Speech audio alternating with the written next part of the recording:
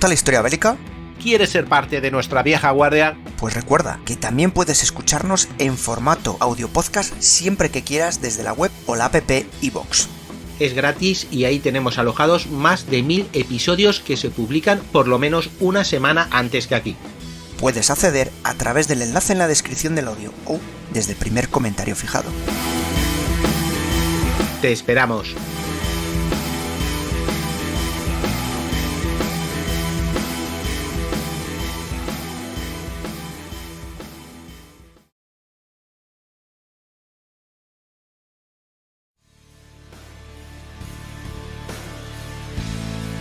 Si consigues ser algo más que un hombre, cada nazi que permanezca vivo matará a mujeres, niños y ancianos. Los nazis muertos son inofensivos. Por lo tanto, al matar a uno, estoy salvando vidas. si te entregas a un ideal, mis pesares son por la gente a las que no pude salvar. Infantes de marina, soldados, amigos. No soy ingenuo y no idealizo la guerra. Los peores momentos de mi vida han llegado siendo SEAL, pero puedo estar delante de Dios con la conciencia limpia de haber hecho mi trabajo. si nadie puede detenerte, No tuve tiempo de esconderme detrás de un árbol. Cada vez que veía a un alemán, lo bajaba. Simplemente no podía fallar al disparar a la cabeza o al cuerpo de un alemán. Y no fallé. te conviertes en algo muy diferente, en una leyenda. Estos son Soldados de Leyenda, un spin-off de Casus Belli Podcast. Muy buenas amigos y amigas de la factoría Casus Belli. Hoy de nuevo estamos con un programa de Soldados de Leyenda. Así que como ya habréis visto el nombre del programa, sabéis de quién vamos a tratar. Como todos los soldados de leyenda, sabéis que suelo contaros un par de cosas al principio. Y lo que os cuento es lo siguiente. Ya os digo, si no os gustan los soldados, no escuchéis este programa. Si no os gustan los alemanes, ni se os ocurra oír este programa. Si tampoco os gustan los soldados de la Segunda Guerra Mundial, no os los recomiendo. Si tampoco os gustan estos personajes de la noche, aventureros, incluso balas perdidas, tampoco escuches este programa. Si a pesar de todo estás con nosotros y quieres disfrutar de esta aventura, bienvenido de nuevo a un programa de soldados de Otto Johann Anton Skorzeny, nacido el 12 de junio de 1908 en Viena.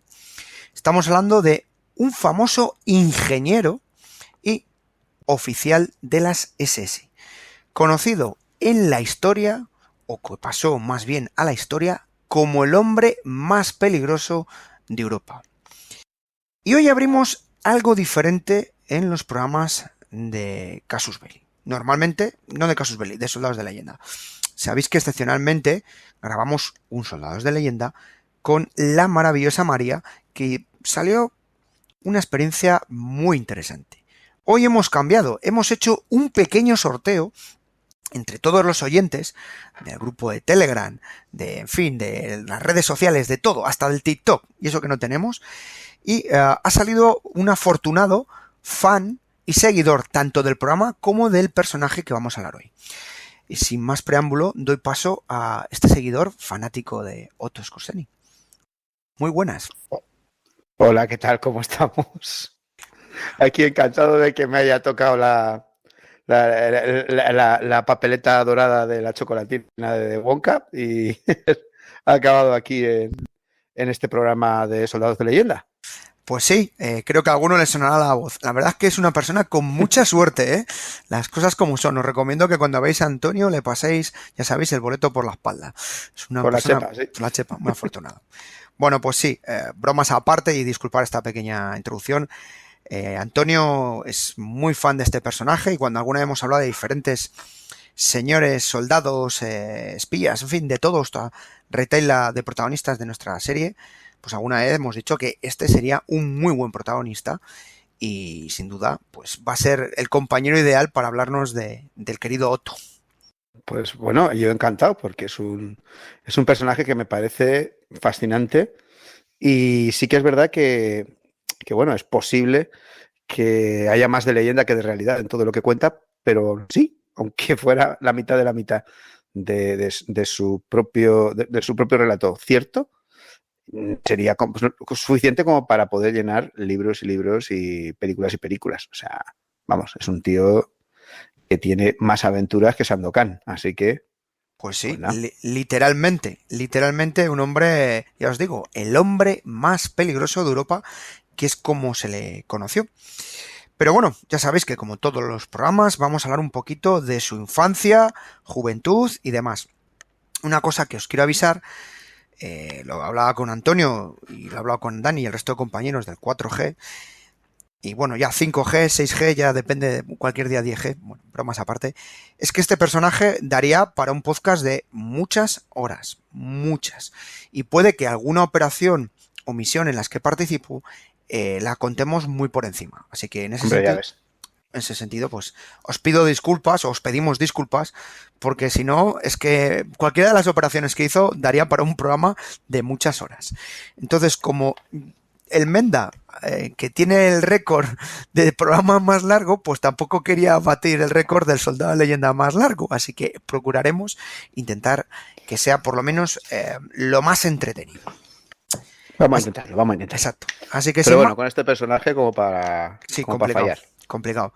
Sin más preámbulos, nos vamos a Viena, a la capital de Austria, donde nuestro querido Otto, como le voy a llamar durante parte del programa, nace en el seno de una familia de la ciudad, digamos que es de clase media, y con bastantes antecedentes familiares en el ejército.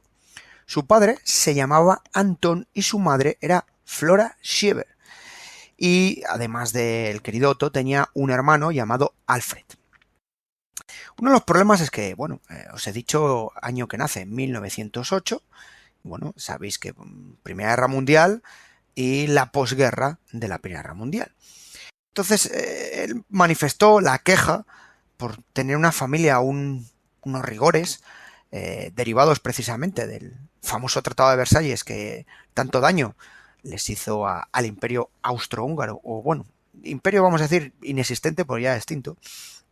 Que una de las anécdotas que contaba Otto es que nunca llegó a probar la mantequilla y que muchos dulces y cosas que los niños tomaban, él lo desconocía hasta muy entrada una edad mayor. Y es que ya sabéis, Austria, pues como como todos los países, ya sean ganadores y perdedores, sufrió una profunda depresión económica, más luego el crack del 29. Y tuvieron que pagar reparaciones también y perdieron muchísimo de la industria y del material que tenían. Madre mía, pues se quedaron con todo el tejido industrial y económico destrozado después de Versalles. Uf. Sí, inexistente. Bueno, ellos fue Sèvres, ¿no? El tratado que tuvieron que firmar fue Sèvres. Sí, bueno, le afectó a los dos, afectó a las dos partes. Desastroso. Y cuenta que en su juventud se vio obligado su familia a recibir ayuda de la propia Cruz Roja. Y bueno, pues tuvo una alimentación, digamos, bastante floja, por así decirlo.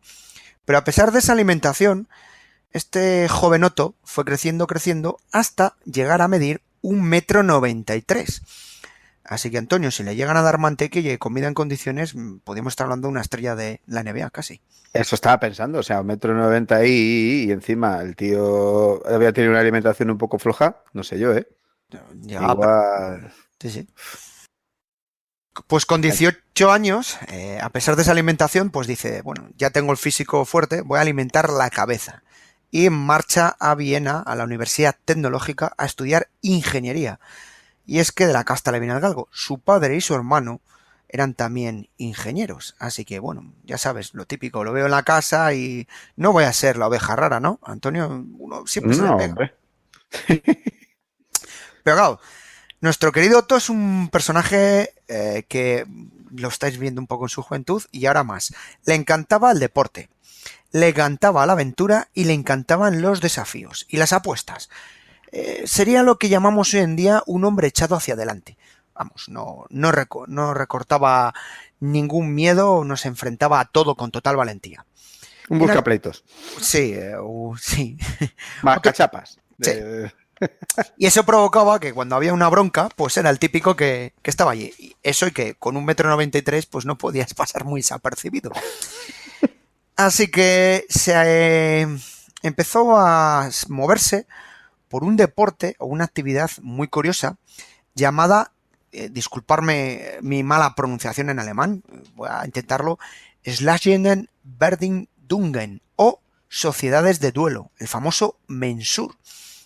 Este deporte que, bueno, en Austria y en Alemania en esa época era un deporte, digamos, de rancio bolengo, se podría decir la expresión, Antonio, un deporte de hombres, ¿no? Era una especie de, pues no sé, igual que una esgrima. Dices que sí, es una esgrima, pero como podía ser, por ejemplo, el remo en Oxford y Cambridge, ¿no? O sea, no eres nadie si no estás en el equipo de remo, pues no eres nadie si no haces algo de mensur.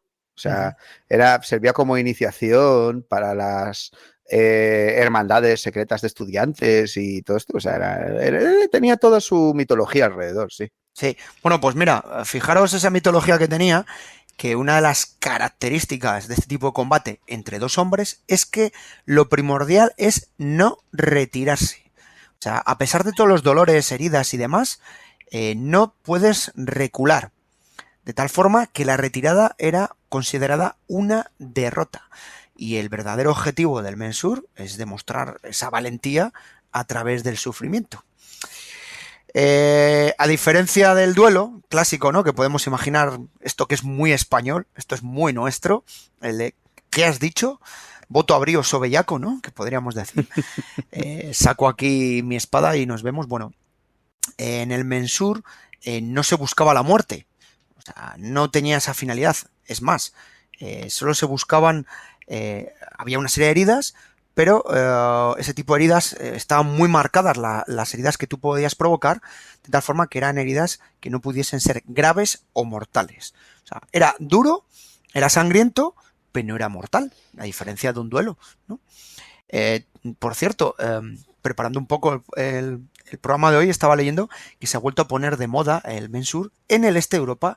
No fastidies. En Polonia y sitios de estos se estaba leyendo que seguía habiendo combates hasta no hace muy poco. Con esa máscara que llevan, arquetipo, protegiéndote principalmente la zona de los ojos y la zona de nariz y boca, pero dejándote prácticamente el resto de la cara al descubierto.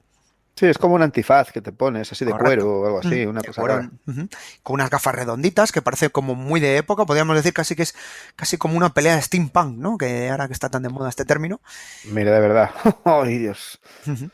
La gente está fatal.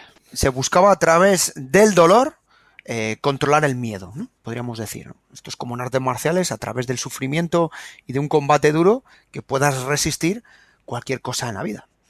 Bueno, pues nuestro querido Otto Skorzeny libró 15 duelos en total. 15. O sea, ¡ostras! Y en el 10º recibió la famosa Schmeiche, que es, traducido sería como castigo, o esa cicatriz del honor que llevó durante toda su vida y que es marca de Otto Skorzeny. Esa cicatriz, que era un símbolo de valentía, de honor, vamos. Hoy en día cambian los tiempos y cualquier cicatriz o cualquier mancha rápidamente se va a alguna entidad para que te lo tapen, pinten, te lo arreglen hablando mal y pronto, y en aquella época al revés. O sea... No, pero eso molaba porque eso demostraba que no habías apartado la cara. Cuando había llegado el momento de que te hicieran el corte, pues habías aguantado y habías mantenido el tipo, y eso pues era señal de valor. Correcto. Para ellos. Un poco estúpido, pero bueno, es lo que tiene. Sí, supongo que en aquella época, pues los que estábamos los que estamos ahora lo vemos de una forma un poco absurda, y a lo mejor en aquella época lo veríamos, diríamos, mira qué cicatriz más chula tengo, Antonio. Pues mira, Julio, tengo esta cicatriz mejor que la tuya, ¿no? Como... Estoy viendo la escena de Tiburón, aquella de esto me lo hizo un tiburón toro. Pues esto me hizo no sé qué, cuando se empezaban a enseñar. Correcto, las cicatrices, ¿no? Esto de la guerra. Esta mira esta bala aquí y esta me entró por aquí, ¿no? Esta por ahí. Pues esto es igual, ¿no? Madre mía. Bueno, en aquella época, en esos círculos estudiantiles, empieza a tener contacto con lo que sería el partido nazi, ¿no? El Partido Nacional Socialista Alemán, que, bueno, pues ya sabéis que también se empezó a mover por ambientes universitarios y no tan universitarios. Hay varias fuentes que dicen que se afilió a las SA, otras, incluso él mismo, bueno, ya sabéis, otra cosa que voy a insistir, y corrígeme, Antonio, si me equivoco, a Scorsese le encantaba jugar con easy, easy no. Es decir, puede que sí, puede que no. Sí. Esa ambigüedad, entonces, esa ambigüedad que le vino también en muchos momentos, también la mantuvo. ¿Era el más nazi de los nazis? ¿Era el nazi por interés? ¿Estaba en las SA? ¿Estaba en las SS? Entonces, os lo digo porque determinadas cosas que puntualicemos, en algunas entrevistas decía que sí, y luego 2 años después, en otra entrevista decía que no, ¿vale? O en un libro decía que sí. Tal. Entonces, eso, de vez en cuando os la dejaré caer para que, en fin, no nos digáis, es que no porque jugó él mucho con esto, y a día de hoy no se sabe. Bueno, hizo amistad con un chico llamado Ernest Kaltenbrunner, que este chaval era también austriaco, un famoso esgrimista, y que, bueno, este hombre sí estaba muy vinculado al partido nazi austriaco. O sea, tenía un vínculo muy fuerte. Entonces ya sabes que a veces por amistad, ¿no? Lo típico que te dice tu madre, tienes malas compañías, hijo, vas con gente tal, ¿no? Si se tiran por un puente, tú detrás, ¿verdad? Correcto, ¿no? Exacto. Bueno, pues empezó a moverse. Por cierto, este hombre en los años 40 llegaría a posiciones en las altas esferas de Alemania. Pero bueno. Kaltenbrunner iba a tener mucha historia luego. Pero bueno, eso da para otro programa. Da para otro programa. No sé si es soldado de leyenda o personaje de leyenda. Veríamos, pero bueno. O fantasmas de leyenda. Pero también, bueno, eso ya... Sí, junto a este, pero bueno. Scorsese, bueno, el nombre no es muy ario, no es muy alemán, porque es un apellido de origen polaco y proviene de un pueblo llamado Skorzensin, que está en la región polaca, ¿no? ¿Verdad, Antonio? Esto lo hemos hablado antes del programa, que es un apellido polaco puro y duro sacado de un pueblo. Que lo que pasa es eso, que, hombre, a ver, teniendo en cuenta que la mayor parte de las teorías racistas son simplemente basura y las que no son mentira, pues lo que pasa es eso, que en realidad Alemania se construyó sobre un montón de pueblos que luego a alguien se le ocurrió decir que esto se llamaba Alemania y ya está. Entonces, lo de la pureza de la raza aria era un poco cachondo, teniendo en cuenta eso, que aquí, bueno, lo de ario no tiene mucho sentido en general. Los polacos, pues hacía muchísimo tiempo que habían estado formando parte de zonas en las que había mayoría alemana incluso. Sí, germana. Y habían ido viviendo pues desde antes de que se formara Polonia, desde antes de que Mieszko I unificara el país. O sea, que eso era ridículo. Pero bueno, esta gente pues pretendía ser medianamente coherente y no había forma. Y claro, pues Scorsese efectivamente tiene orígenes en un pueblo, pues eso, que se llama Scorsichin. Scorsichin, sí. Lo tengo apuntado, pero no desconozco la traducción. Seguro que más de un compañero nos lo dirán correctamente. Pilla por el medio. Por el medio. Cerca de Poznan.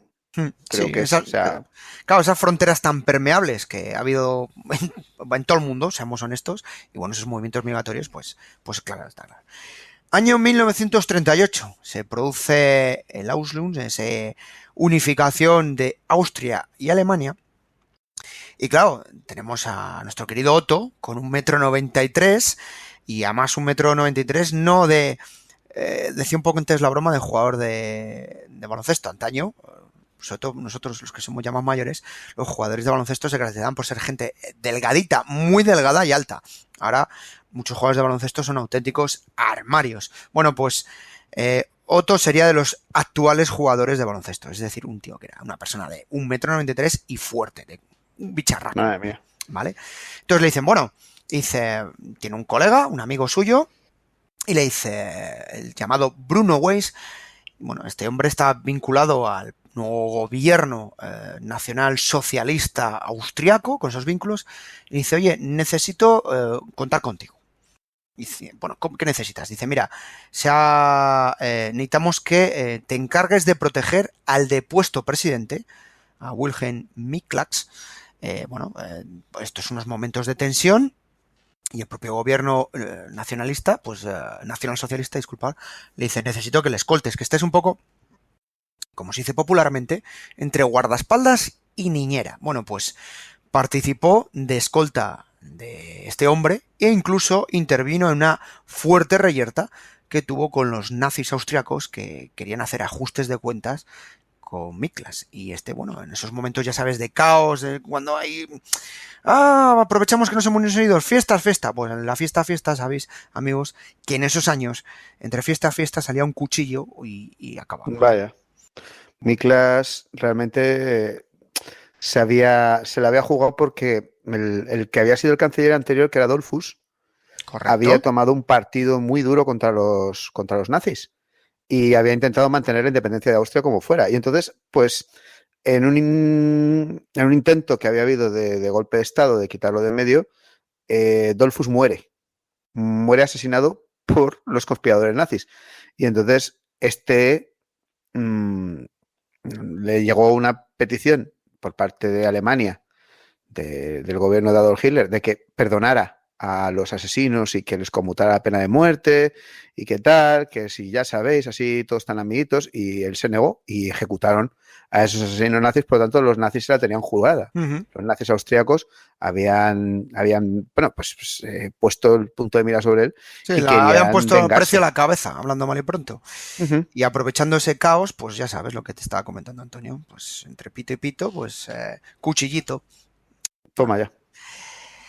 Así que eso en el 38. Un año después, 1939, este hombre estaba trabajando como ingeniero civil. Os he dicho que su familia estaba vinculado a esa rama, a esos estudios, y él trabajaba de eso. Estalla la Segunda Guerra Mundial y se ofrece voluntario como piloto de la Luftwaffe. Más que nada porque él tenía nociones de piloto de avionetas. Obviamente no es lo mismo una avioneta que un avión, pero bueno, vamos a simplificarlo y disculparnos, amigos, de que bueno, es más fácil con los aviones de aquella época y las avionetas tenían cierta facilidad para aprenderlo, ¿no? Pero claro, estamos hablando, insisto, 1,93 y claro, los aviones, pues hay que economizar tamaño del avión. No Hombre. son japoneses, es decir, tampoco nos vamos a pasar de pequeños, ¿no? No es un cero. Pero no tenía dificultad para tener a una persona metida en un avión de esos. Eso y otro factor, la edad. 92. Bueno, Claro. sí, a esa edad ya tenía que ser mayorcito, ¿no? 31 años, claro. Ya había nacido en 1908, pues claro. 31 años. Entonces, claro, para un conflicto de estos es una persona mayor, seamos honestos, por desgracia. O sea, Sí, además en esa época debe de haber un montón de chicos jovencitos claro, y atléticos que y querían rubios, entrar a la Luftwaffe exacto, y tal. arios y Y además no guapitos. tiene esa cicatriz horrorosa en mitad de la cara, por Dios. Claro, no era bueno para... Esto nos habréis oído muchas veces, este chiste que hacemos mucho en Casus Belli, sobre todo muchas veces nuestro compañero y amigo Esaú, ¿no? Según va avanzando la guerra, van bajando el perfil, ¿no? Va bajando los requisitos, ¿no? Y al final, pues hubieran metido hasta personas de 2 metros mientras entraran, Ya ves. ¿no? Sí. Entonces, bueno, pues le destinan a operaciones en tierra. Y bueno, acaba como alférez. Una ventaja también, y lo sabéis muchos, cuando tienes carreras universitarias cuando entras a determinados cuerpos, pues entras de oficial, suboficial, o bueno, se te valora, digamos, esa formación y demás. Bueno, entra como alférez. Inmediatamente o rápidamente empieza a escalar posiciones. Y ya os he dicho que no es oficial de carrera, sino que entra como ingeniero. Es una persona que también tiene ese halo, ¿no? Esto va a ser muy importante a lo largo de su vida. Sabéis muchas veces que hablamos, y a lo mejor te lo dicen en psicología, y alguna vez lo he dicho en ámbito laboral, y esta persona es tóxica, ¿no? Tóxica, uy, trae mal fario, ¿no? Joder, estás con esta persona y yo no sé, es como que le llaman vampiros emocionales, ¿no? Me trae mal rollo. Al revés, aquí estamos ante Otto, que tú estás con él y al rato de estar con él decías, pues vamos a invadir Inglaterra. Rusia, una semana. O sea, tenía esa capacidad de motivarte, de transmitir energía, positividad, confianza, no sé, esos factores, o venderte la mejor moto del mundo. Cuando te das cuenta, ay, se acabo de comprar mi propia moto, ¿vale? Y eso también es esa sal, ¿no? Estos son los ingredientes que van a ser muy importantes. Bueno, pues marcha a la campaña de Francia, y en Francia va a ser responsable en misiones de logística. La tan importante, querida logística para nosotros los chicos de Casus Belli, que insistimos. Y nunca bien ponderada. Exacto, y que defenderemos. No disparan tan chulos, pero ganan guerras, ¿no? Ya ves. Y les transmite él desarrolla uno de los proyectos con los que consigue el reconocimiento de sus superiores. Va a ser una cosa muy simple, pero muy efectiva. Él desarrolla una serie de rampas para poder transportar vehículos en buques, pero para vehículos pesados, es decir, la guerra de Francia, Blitzkrieg, ya una guerra con mucho blindado, el blindado ya pesa, hombre, no son los Tiger que veremos a finales de guerra, pero estamos con una serie de Panzer y los barcos no estaban acordes a esas características. Así que este hombre empieza a hacer proyectos. Inmediatamente le dicen, ostras, este hombre tiene iniciativa. A teniente, ya sabéis, Antonio, que era o porque moría otro, ¿no? O como en una de vuestras películas favoritas, ¿quién quiere ser teniente? Si no hay otro mejor. Hasta que te mate no te encuentres que es mejor. Correcto. Pues en aquella época todavía, ¿tienes buenas ideas? Teniente. Y os he dicho que tenía muy buenos contactos con el Partido Nacional Socialista Alemán, o sea, el partido nazi de toda la vida. Y bueno, ya sabéis, la rama militar vinculada al partido nazi es, bueno, las SS. Os invito a los programas que hemos hecho de las SS porque eso tampoco vamos a explicar. Y le dicen, oye, mira, las SS también eran listos y intentaban reclutar dentro del ejército a gente que les pudiese venir, ¿no? Serían como estos que van buscando gente Cojeadores. Efectivamente, tú lo has dicho perfecto. Dijo, este vale, ¿no? Y este vale, tiene cierta simpatía por nosotros y tal. Y entonces le dicen, oye, mira, vas a pasar con nosotros, pero no vas a pasar a las SS a cualquier unidad de las SS. ¿Sabes a qué unidad de las SS es reclutado o enganchado o convencido, Antonio? Hombre, Scorsese siempre por la puerta grande, o sea, está claro. Pues sí, señor.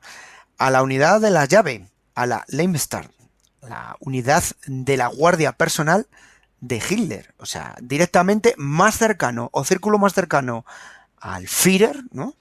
En el momento creo que no había prácticamente. O sea, entras posiblemente como la unidad. Y ahí entra como oficial cadete. Está, digamos, en prácticas, en aprendizaje. Pero es que lo que estoy hablando con Antonio, estás entrando, es como si quieres jugar al fútbol, sí, bueno, pues vas a aprender a jugar al fútbol de recoge pelotas o llevándole el agua al Real Madrid o al Fútbol Club Barcelona. Para que veáis, o sea, que ha entrado por la puerta grande, ¿no? En este caso. Y disculpad esta comparativa futbolística.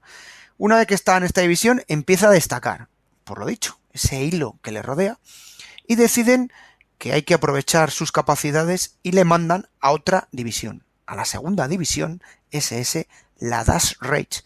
Casi si pasamos del Madrid al Barça o del Barça al Madrid o del Milan al Inter, no sé, me explico. Estamos jugando en las punteras principales, unidades de las SS. Año 40-41, participa, insisto, Francia, Holanda y los Balcanes. Los Balcanes, por desgracia, lo hemos dicho muchas veces, eran zonas donde las SS hicieron muchas tropelías, muchas. Marcha a Rusia, Operación Barbarroja, donde le conceden su primera Cruz de Hierro. Allí, estando al frente de una sección técnica, se le encomienda apoderarse en las cercanías de Moscú, o sea, de las primeras unidades que estaban cerca, de una serie de edificios que eran vitales, y es que tenía que apropiarse o controlar las esclusas del canal antes de que los soviéticos las destrozaran e impidieran el avance de los alemanes.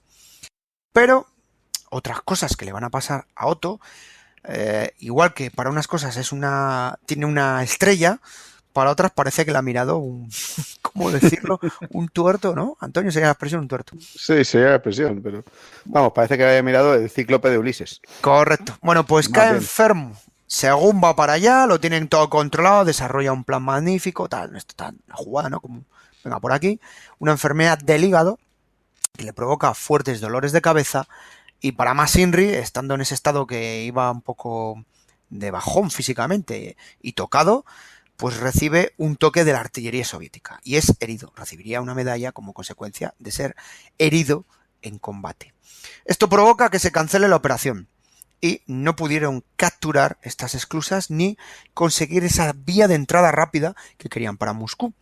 Es de Vox Populi, no contamos nada. si quieres puntualizarlo, Antonio, que los alemanes estuvieron en las puertas de Moscú. También os digo que Moscú es una ciudad muy grande, ¿eh? Que las puertas de Moscú son relativas. Hombre, pero ahí está la colina esa, ¿no? Donde ponen la marca de hasta aquí llegaron, ¿no? Sí, la famosa colina. Sí, cuando estás llegando allí. El monumento a los defensores de Moscú. Bueno, estuvieron en las puertas, en los arrabales, si queréis decirlo. Bueno, pues uno de los que estuvo en los arrabales era este querido austriaco. Y no el austriaco de bigote que todos conocéis. Bien. Inmediatamente, pues con el estado que está herido, le mandan marchar a Viena. Y allí estará para recuperarse, bueno, esta parte de curación, tanto física como anímica. Bueno, pues estando allí, empieza a solicitar libros militares de las academias. Oye, pasarme libros.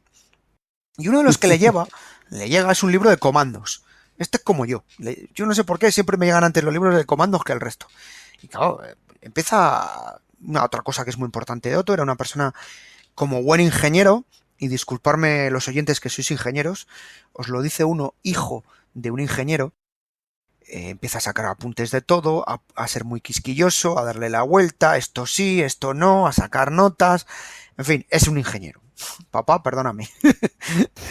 Es decir, esto le da la vuelta, esto no es así. Además es muy buen alemán, y esto está mal, esto hay que darle vueltas, esto yo lo haría así y demás.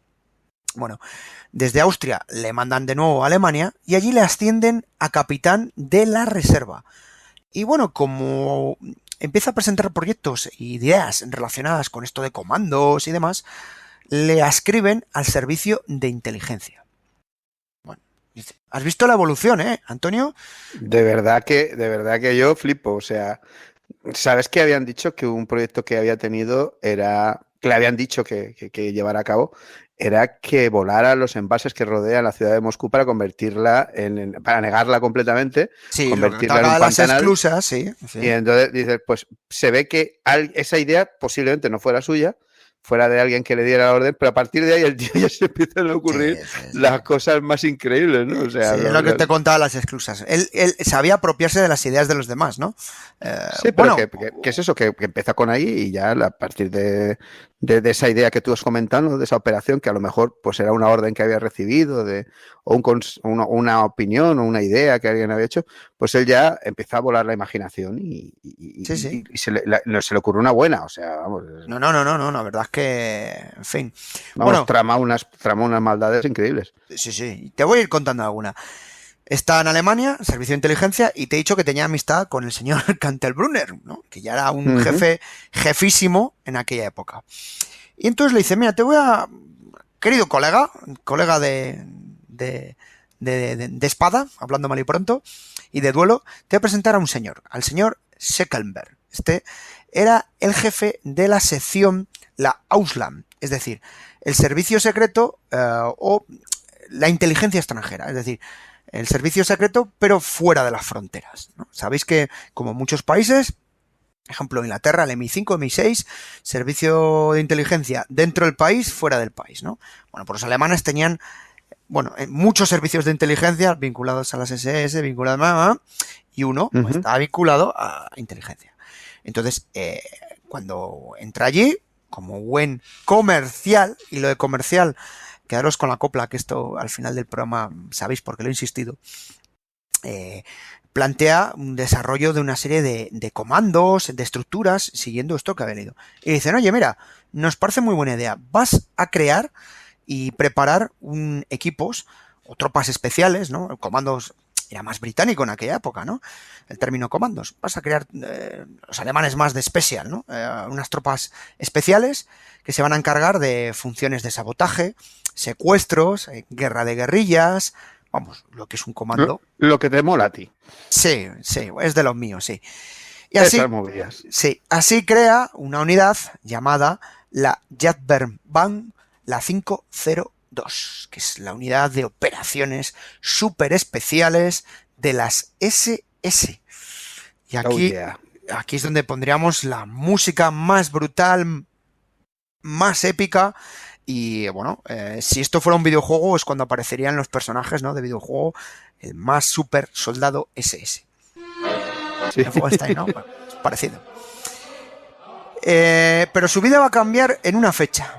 25 de julio de 1943. La guerra lleva ya mucho tiempo, va avanzada, y le comunican que el Führer, es decir, el señor Adolf Hitler, en persona quiere hablar con él.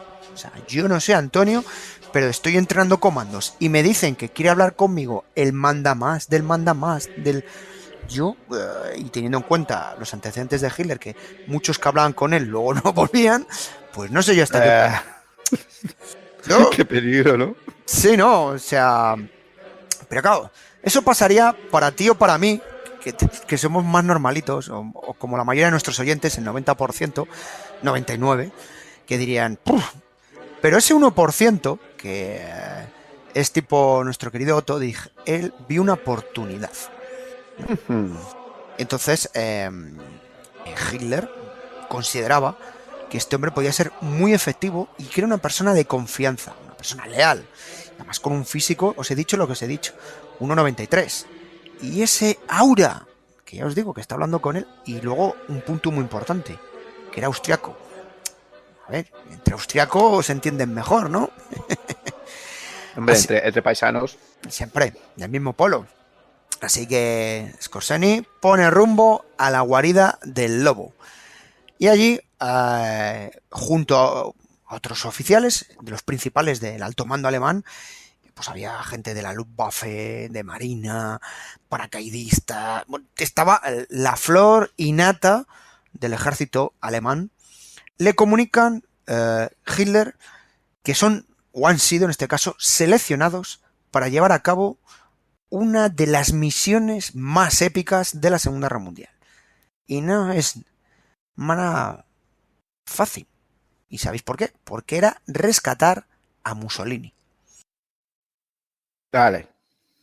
Casi nada. O sea, tú llegas allí y te dicen, señores, imaginaros, el Führer os dice, os invoco, os solicito porque nuestro querido amigo, compañero, aliado, lo que quieras venderte, ha sido traicionado por algunos integrantes del partido fascista, unas ratas cobardes, ¿no?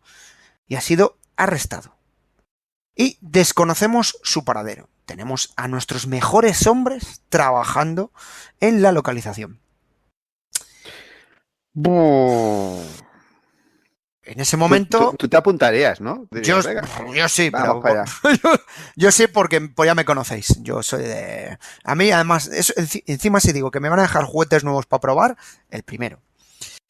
Entonces, Adolf Hitler dice, al frente de esta misión va a estar el general Kurt Studen, el jefe de los paracaidistas, que como bien sabéis, en Alemania, incluso actualmente, son tropas de élite, ¿vale? Son la élite. ¿Qué provoca esto? Que, bueno, tenemos paracaidistas. Mientras, los italianos, que sabían que los alemanes irían a rescatar a Mussolini, pues estaban jugando al gato y al ratón. Ahora está aquí, ahora no está allí, ahora me le muevo, ahora filtro que está en tal monte, ahora filtro que está en tal casa, entra al castillo, en fin. Pues ese juego, ¿no? De trileros, ¿no? Imaginaros un trilero, ti, ¿no? Hablamos de algo cuando tenemos un podcast con Damián sobre cómo fue la historia esta y de la caída, ¿te acuerdas? De la caída de Mussolini también hablamos de esa operación en el Gran Sasso y tal. Correcto. Tenemos algún programa sobre el tema, pero es que, bueno, o sea, cada vez que veo algo nuevo sobre el asunto se me ponen los pelos como escarpias porque sale algún detalle todavía más desastroso y escabroso. Sí, iba a decir fascinante con muchísimas comillas. También fascinante. Bueno, esto me sirve para contaros que os voy a contar muy por encima esta operación porque, insisto, tenemos el podcast que os ha hecho el compañero, unos cuantos, existen numerosos podcasts de otros compañeros de otros podcast amigos que les han hecho muy buenos, seguro que mejor que nosotros, o no, seguro. Y entonces os invito a complementar. Pero bueno, Skorzeny dice, pues me voy a dar una vuelta, como vamos a ir en avioneta y nos vamos a sacar fotos donde la última información que nos han dado los servicios secretos pueden estar Mussolini. Así que se va a Sicilia y cuando va a sacar fotitos aéreas, es atacado por cazas británicos que derriban su Heinkel y allí se rompe 3 costillas. Ay, Dios. El avión cae al mar, tiene que ser rescatado, así que empezamos bien, ¿no, Antonio? Empezamos bien. Joder, Inés. Oye, bueno, pero vamos a ver, yo qué sé. Este señor está acostumbrado a que se líen pardas las cosas, así que Bueno, no pues creo que se desanime mucho. un hombre que viene del Mensur, de aguantar el dolor. Y entonces dijo, aguantamos el dolor. Y siguió, o sea, no solicitó la baja, ni guardó reposo, y mantuvo el seguimiento y la observación de diferentes puntos. Hasta que descubren y comprueban que Mussolini está en el Hotel Campo Imperatore, en el pico más alto de los Apeninos, en el Gran Sasso. Y ahí es donde comienza la Operación Roble, que insisto, tenemos en podcast y bueno, pues se desarrolla un plan de ataque. En este caso, ya os he dicho, al frente estaba el general Kurt Sudens, estaba un comandante del batallón de paracaidistas que era Harald Mors y Skorzeny. Entre los tres desarrollan la estrategia para liberar a Mussolini. Bueno, allí estaba, en ese hotel, estaba custodiado por los carabinieri, que tenían la orden de ejecutarlo al primer intento de rescate o fuga. Así que, yo no me movería si soy Mussolini, os lo digo yo. Bueno, Skorzeny notificó a todos que era una operación arriesgadísima. Y es que la topografía del terreno, el Gran Sasso, yo he estado por allí y es impresionante, dificultaba el poder aterrizar de un modo fácil, ¿no? No hay helicópteros, amigos. Las posibilidades de aterrizar son complicadas, así que el único punto que vieron era una pequeñita explanada al borde de un acantilado que estaba pegadito al hotel. Y claro, para eso no puede ir un avión cualquiera, a tirar de planeadores y voluntarios. Es decir, voluntarios se refería a los mejores paracaidistas, pilotos que tuviesen mucha experiencia, y en ese momento solo podía ir la élite. Por cierto, como buen ingeniero, esto no sé si lo sabías, Antonio, él determinó que en ese momento las posibilidades de éxito, ¿sabes en cuánto lo valoró, Antonio? No. En un 20%.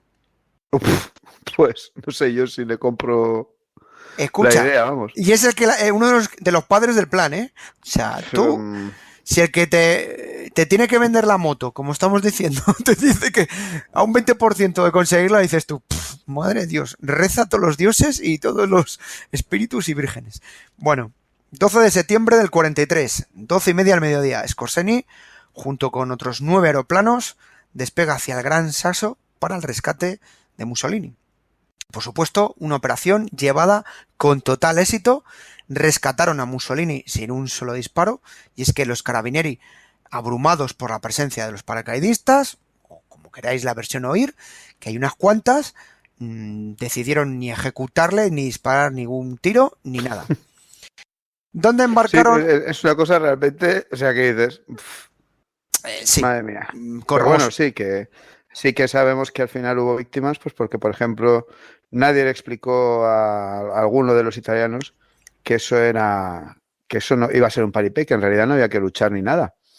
Y pues un guardabosques, por ejemplo, que estaba en la base donde estaba el teleférico y tal, pues intenta resistir, dispara y le disparan. Sí, claro. Y él muere, el pobre hombre, ya ves, víctima inocente y estúpida de una cosa que, pues eso, que no... Que bueno, un buen golpe de magia o de efecto, ¿no? Como queramos decir. Sí, claro.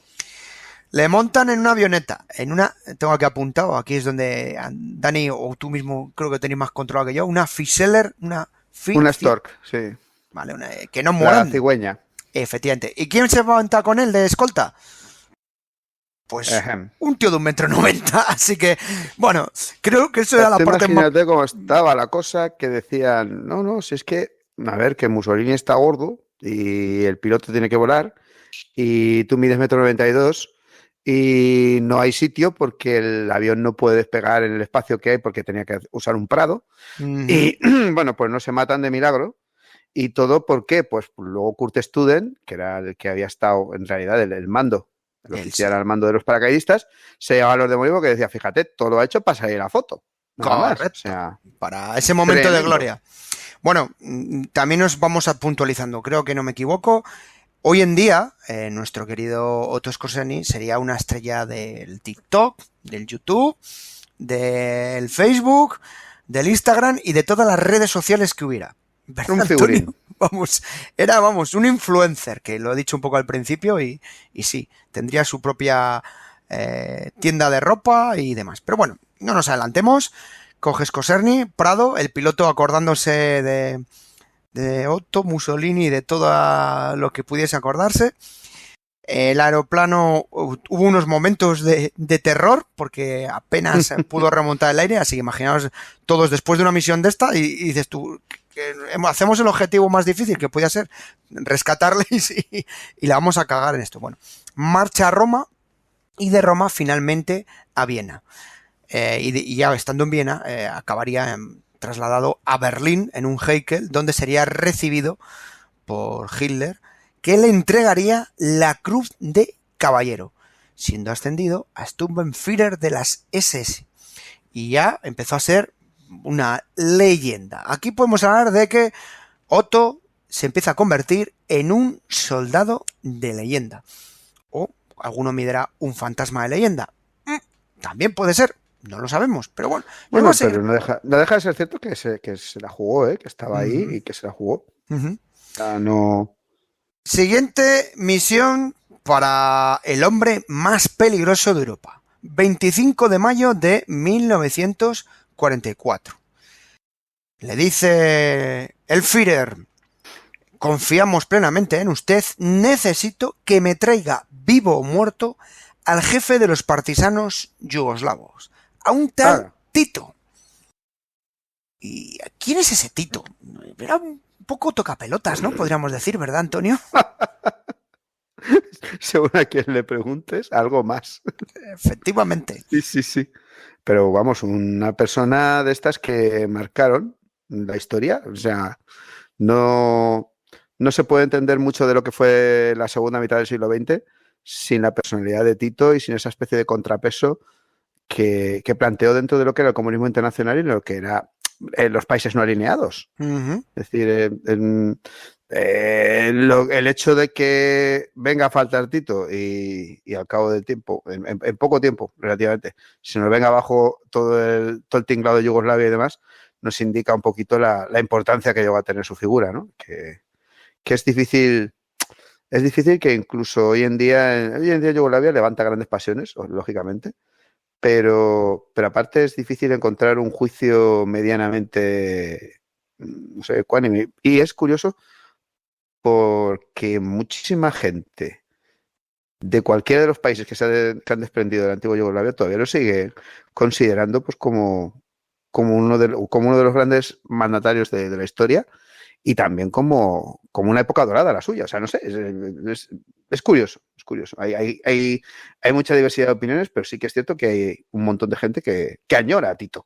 Sí.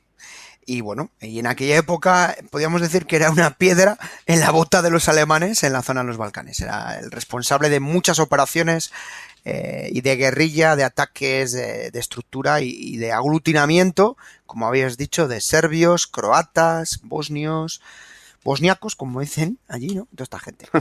Entonces, ejecutan o diseñan la operación Rosselsprung, que es la captura de Tito. Para eso otra vez tiran de comandos de paracaidistas.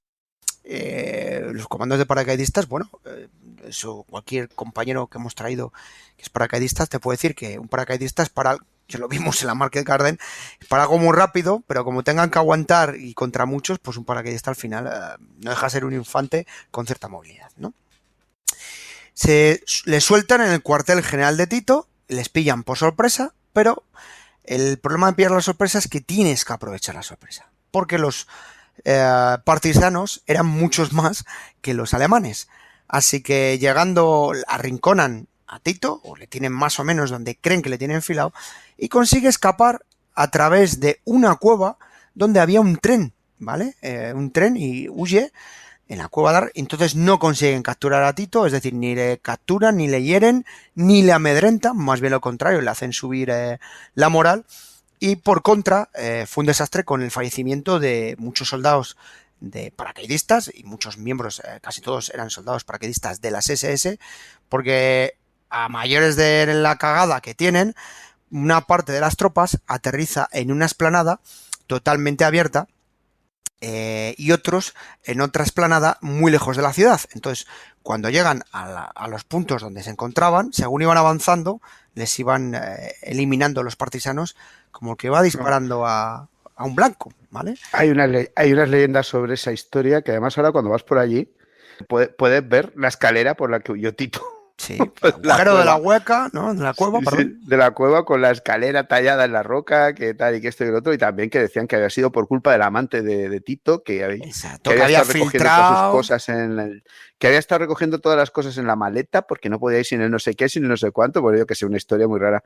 Y también es cierto que el susto se lo llevan porque parece ser que no sabían que es que en esa zona, te hablo de memoria porque esto lo leí hace bastante tiempo por motivos que luego sí que está claro, pero el caso es que había una unidad de partisanos que tenía ahí su centro de entrenamiento, y entonces los primeros que responden, los primeros que salen y empiezan el contragolpe y le meten en un lío a este hombre, son reclutas que están mal entrenados y todo lo que quieras, pero que salen ahí con unas ganas de y motivados, que ese es el problema, más motivados. Ya te digo. Entonces, pues nada, pues tú lo has dicho, motivados. Van y se quieren envenenar el mundo, van llegando en grupos pequeños, la situación se va poniendo dura y claro, Skorseny pues dice, a este no lo pillo ya, pues se me ha escapado. De hecho, llega a pillar el uniforme de...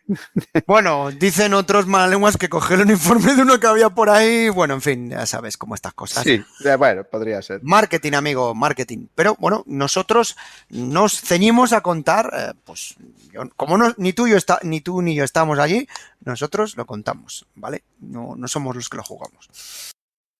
Bueno, Skorseny, van 2 pedazo de operaciones espectaculares con diferentes resultados, positivo, negativo, y se produce otra fecha muy importante en la historia de Alemania durante la Segunda Guerra Mundial, 20 de junio. De pronto un boom, y es que Skorseny estaba en Berlín y ese boom quiere decir el atentado que sufre Adolf Hitler, Operación Valkyria, ¿no? Correcto. Como Skorseny era del círculo de leales al Führer y del que plenamente confiaba en él, le mandan que intente localizar, capturar y ejecutar, si no procediese, de los instigadores, conspiradores y esas ratas, ¿no? Como decía Hitler. Bueno, cuenta que estuvo más de 36 horas sin dormir, de un sitio a otro buscando, en estado de estrés, de locura.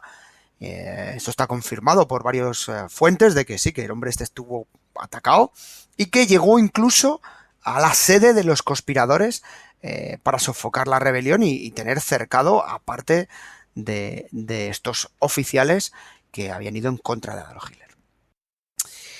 Como ya tienes ese grado de confianza, el hombre más peligroso del mundo, de Europa, 10 de septiembre, o sea, prácticamente 2 meses después, le llama a Hitler y le dice: tenemos una nueva misión, te vienes otra vez de nuevo a la guarida del lobo. La primera fue asustada, ahora ya iba, pues ya saludaba a los de la puerta. Hombre, otra vez por aquí, ¿no? Ya era parte, ¿no? de ese círculo secreto. Tengo una misión secreta. Y es que, mira, tenemos información de unos contactos por parte del regente de Hungría, el almirante Miklos Horthy, que está colaborando. Qué gran tío ese también. Sí, peculiar. O sea, almirante de un país sin mar, regente de un reino sin rey, increíble. Lo tenía todo. Sí. Bueno, pues para tener todo, pues los alemanes les habían informado de que estaba colaborando con los comunistas, con los soviéticos, con el ejército rojo, para rendir el país. Eso es otra rata traidor, ¿no? Imagínate a Hitler en esos momentos, esto muy afectado. Claro, efectivamente eso, ¿no?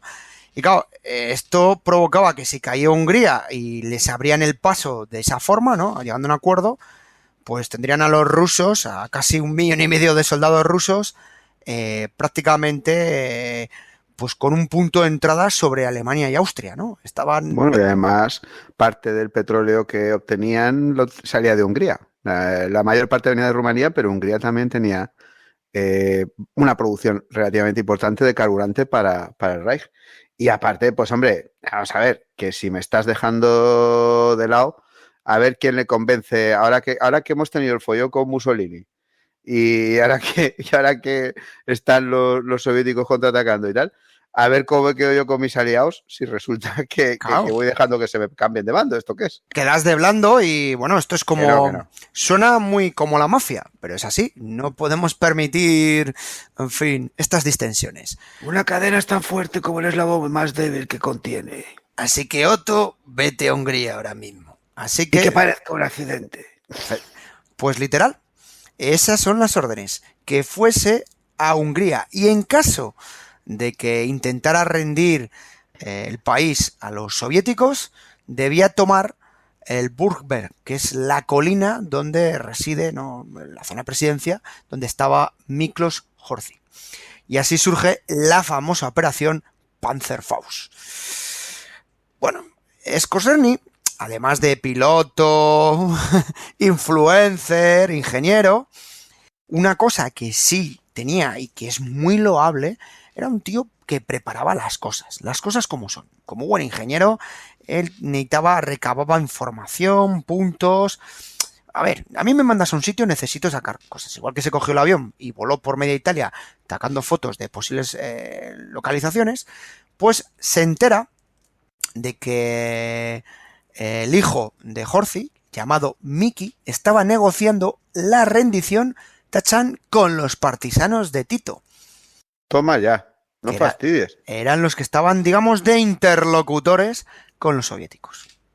Así que el 15 de octubre se dirige al hotel donde estaban negociando la rendición y arresta a todos los presentes, incluido el hijo del almirante Miklos Horthy.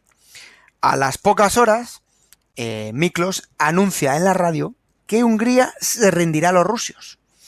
Así que llega Skorzeny, dice, bueno, tú lo has dicho. ¿No? Esta música muy del Padrino se presenta allí y se presenta en la residencia para arrestar también al padre. Sin embargo, para ir el hombre dice, oye, vengo a arrestarte, pero ¡ahí va! Mira quién me acompaña. ¡Tachán! O mira quién está conmigo, tu hijo.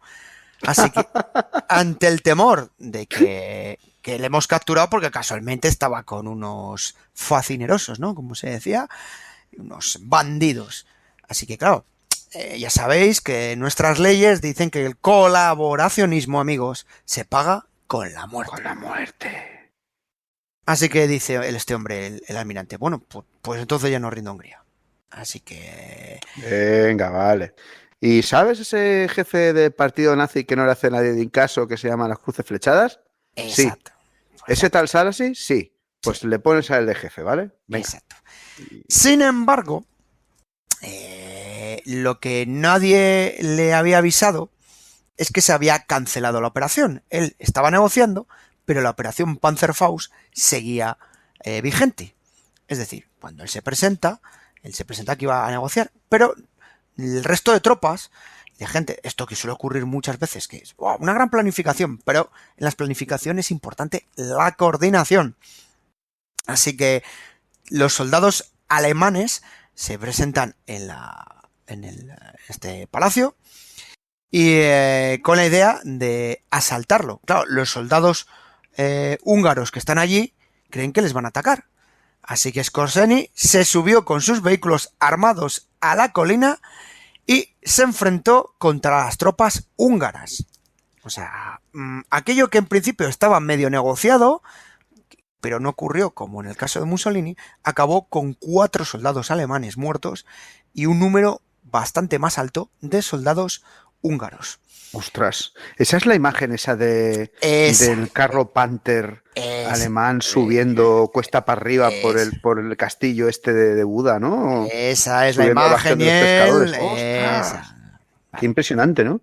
Y aquí tenemos, seguidamente, con el convencimiento de su hijo, le dicen, bueno, y ahora te vas a venir de turismo a Alemania.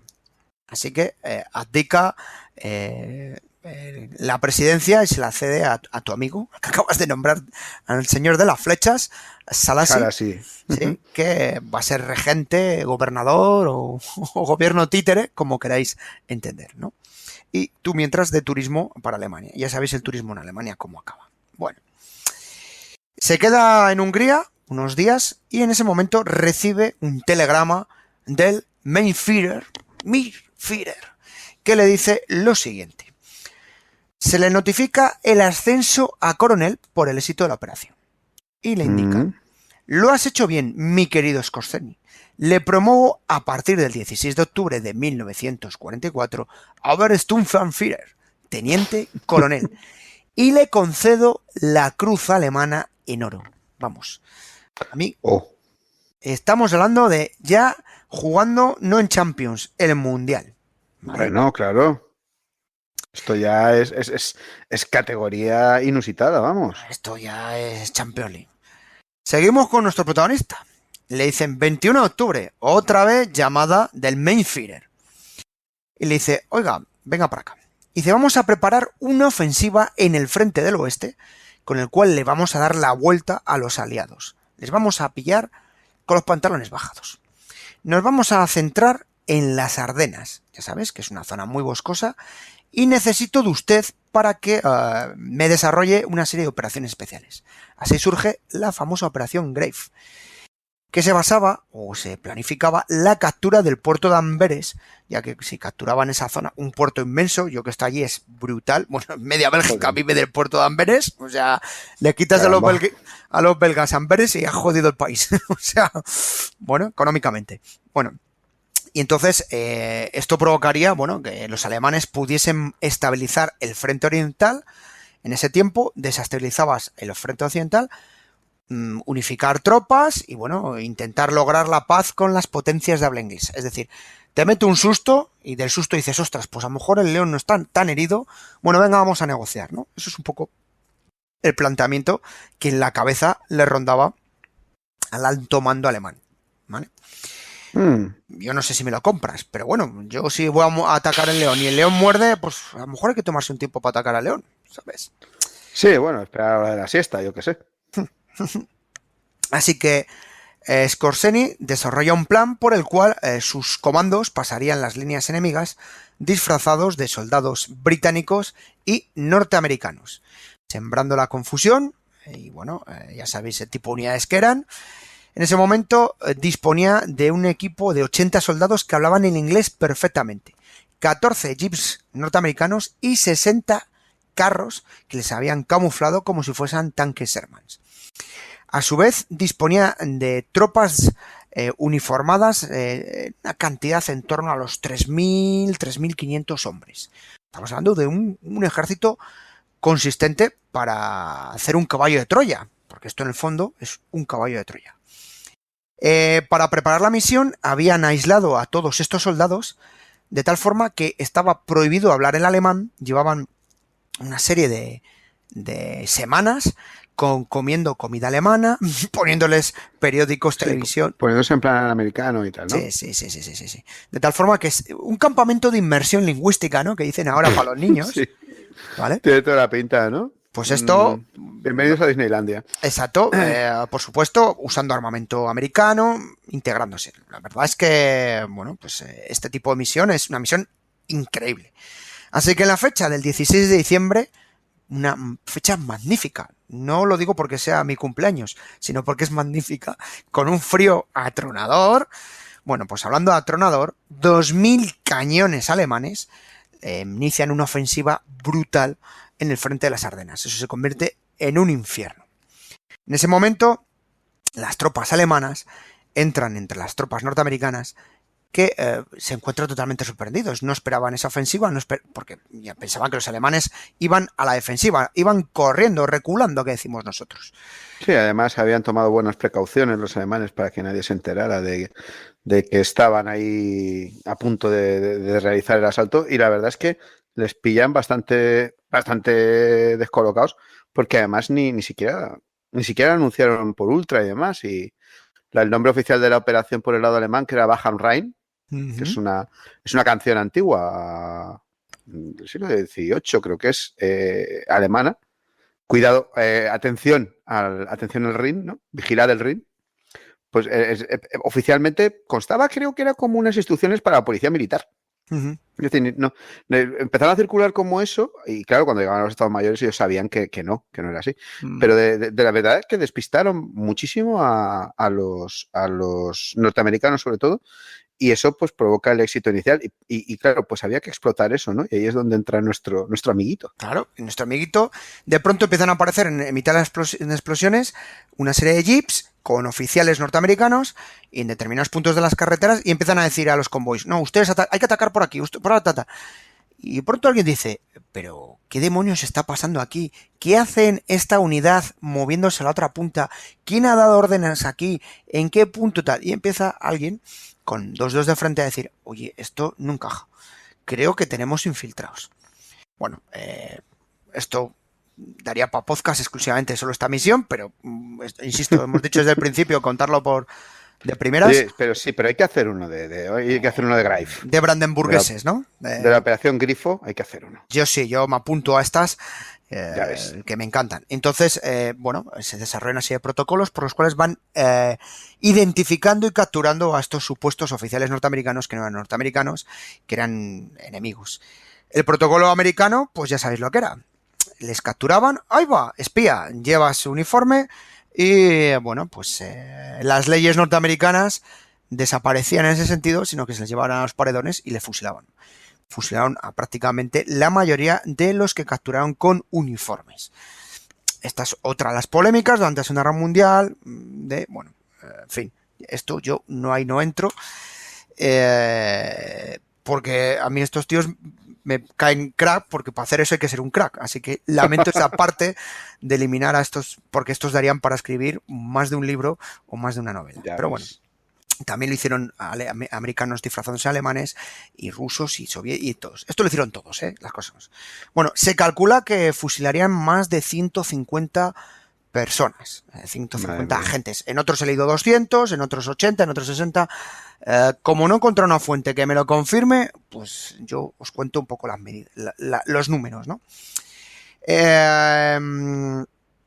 Y una de las cosas que hacen los soldados alemanes, algunos tras ser interrogados y a punto de ser fusilados, que lo tenían metido en la cabeza es, antes de morir te voy a volver loco. Y empiezan a crear miedo. Es decir, no, es que uno de nuestros objetivos era el general Eisenhower. Veníamos a matarlo. No, es que había una unidad que iba a matar al general Eisenhower. ¿Cómo? O sea, se empieza es que yo construí las pirámides. Claro. Es que tenemos ovnis y preparados. Es que viene una unidad de la luna. ¿Cómo? Que tenemos una unidad de dinosaurios. Y claro, y hay que decir, en realidad, el rey de Inglaterra es un reptiliano y trabaja para nosotros, jajaja. Aprovechando que la Tierra es plana, pues vamos a avanzar por este lado, ¿no? Desinformación. Genial. Efectivamente. Lo que hoy en día llamamos fake news, o sea, incluso antes de morir, los propios alemanes les volvieron locos. Bueno, fue tal pánico que el propio Eisenhower, que el círculo de Eisenhower, le encerraron en el cuartel general durante 2 semanas con más escolta y más carros Sherman y blindajes y demás que cualquier unidad, que cualquier posición fortificada. Era tal el pánico. De hecho, es curioso porque, claro, dicen que parte de la que se lía después es porque en realidad Eisenhower queda incomunicado. Correcto. al protegerlo tanto... Le tenían tan blindado que ni respiraba. Claro, sí, pierde el control de la situación totalmente.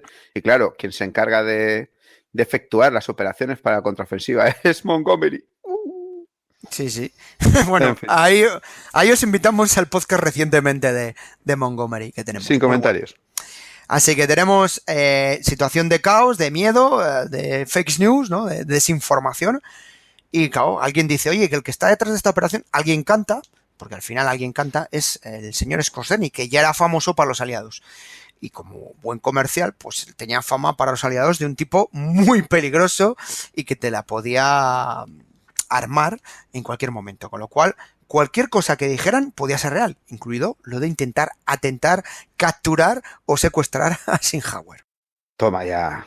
Así que pero hubiera sido un bombazo, Yo, captura... Bueno, si le llega a capturar, hubiera sido...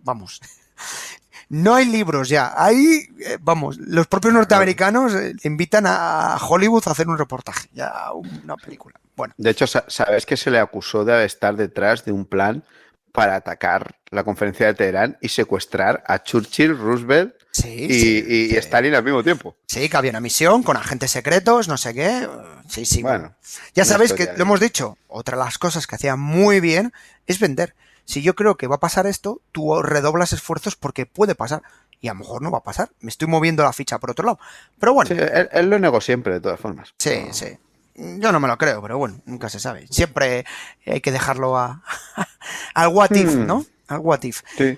Bueno, Hitler insiste con la operación, el usar estos agentes, está caballo de Troya, y el propio Otto es consciente de que esto está condenado al fracaso y que, bueno, que hay que aprovecharlo. Pues este tipo de operaciones es para aprovecharlo en un tiempo. Es decir, tenemos una ventana de actuación y rápidamente, en cuanto empiezan a caer los primeros peones, pues esto está descubierto. Mientras iba por el frente de las Ardenas, recibe un impacto de metralla que le hiere gravemente en la cabeza y es trasladado de urgencia a Berlín. Es un tío muy importante. No puede caer, no puede. De una forma tan tonta hubiera sido muy poco glamoroso. Correcto. 30 de enero de 1945. Vaya año. Tenemos una llamada. Esta vez no le llama el Mainführer, le llama el segundo a bordo y casi tan o más peligroso, en mi opinión, que el propio Hitler, que es Himmler, el Reichsführer de las SS, su jefe supremo. Vamos, el jefe le llama al jefe del Curre, ¿vale? Y le dice, necesito que marches al frente del río Oder para detener a los rusos. Toma por saco. O sea, no le dice, haz aquí, no, hay que detener a los rusos. Algo que a ciencia cierta, fácil. Vale. Tiene usted a su disposición 5.000 hombres. Y tiene capacidad de reclutamiento. Al que vea. Si tiene 5 años, también, venga, para llevar el cubo. Pero si este es un señor mayor, pues te lleva al cubo del cubo. Este es un adolescente, pues en cuanto se tape los cranos, le pones con un MG. En fin. El otro día me contaron un chiste de eso. Sí, pues procede si quieres, caballero. Sale un señor mayor del centro de reclutamiento con el bastón y quejándose. Dice, fíjate, me han reclutado ahora para el ejército. A mí, que me declararon viejo para la Primera Guerra Mundial. Pues eso, literal. Chiste alemán de la época, o sea, que es lo peor. Y lo que no os ha contado Antonio, que os digo yo, es que el que le estaba reclutando era Otto Skorzeny. O sea, en total, 15.000 personas, más o menos. Iba a decir un ejército, pero ejército lo vamos a poner exagerado. Vamos a poner una tropa, una masa de 15.000 hombres, entre antiguos pilotos, heridos. ¿Tú puedes andar? Pues para el frente. Ingenieros. Tú no puedes andar, no pasa nada, te llevo yo a cojoletas. Exacto, te enganchamos con unas cuerdas y aquí disparando desde la MG. En fin, tal. De los cuales realmente podíamos decir que un tercio tenían formación y capacidad. Es decir, había tropas que todavía eran relativamente efectivos. El 7 de marzo, Skorzeny marcha o es llamado de vuelta a Berlín para otra misión. Este es... a ver, os lo digo ya por adelantado. Skorzeny era el mejor bombero que tenía Adolf Hitler. Necesito aquí. Era el bombero. Pero bombero en el sentido de Fahrenheit 451. De esos que provocan incendios en lugar de apagarlos. Sí, esa parte es la que iba a contar. O que al final llega, ve el incendio y dice, pues sí, se está quemando. ¿Vale? O sea... Pero estaban tengo casualmente este bote de gasolina. Sí. Pero, amigos, estaban todos los incendios. Eso sí que es cierto. Y le dicen, señores, o en este caso, señor, necesito que el primer puente que está sobre el río Rin ha sido tomado por los aliados, cerca de la ciudad de Remagen. Así que, señores, necesito... Quien no haya visto la peli, que la vea, que está chulísima, el puente Remagen. Sí, señor, el puente Remagen. Necesito que formes o me traigas a tus mejores hombres, a un comando de hombres rana para volar el puente Ludendorff. O sea, que me la manguen en Remagen, ¿no? Efectivamente.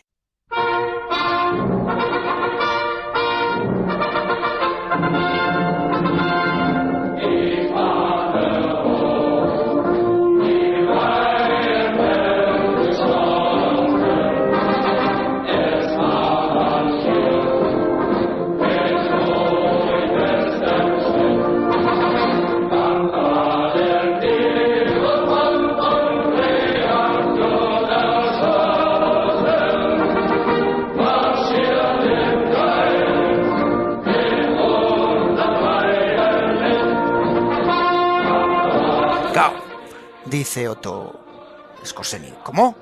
Esto es muy complicado, si el puente está tomado, es muy difícil meter operativos, las posibilidades de éxito, si lo de Mussolini fue un 20% y le salió bien, esta era un menos 20%. Me estoy imaginando a C3PO calculando las posibilidades por detrás. Las posibilidades de supervivencia, señor, permítame que le diga. Son 2 millones contra 1. Claro, y de pronto que se oye a uno de los hombres de Otto Skorzeny, uno de sus ayudantes, que dice: tengo un mal presentimiento. Exacto, sí, es que es eso, nos falta eso.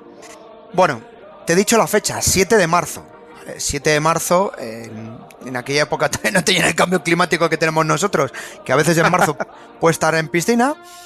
Y entonces van los operativos y efectivamente la operación es un desastre. No porque capturasen a los hombres rana, sino que se murieron algunos congelados en las aguas del Rin, que estaban no heladas, estaban, vamos.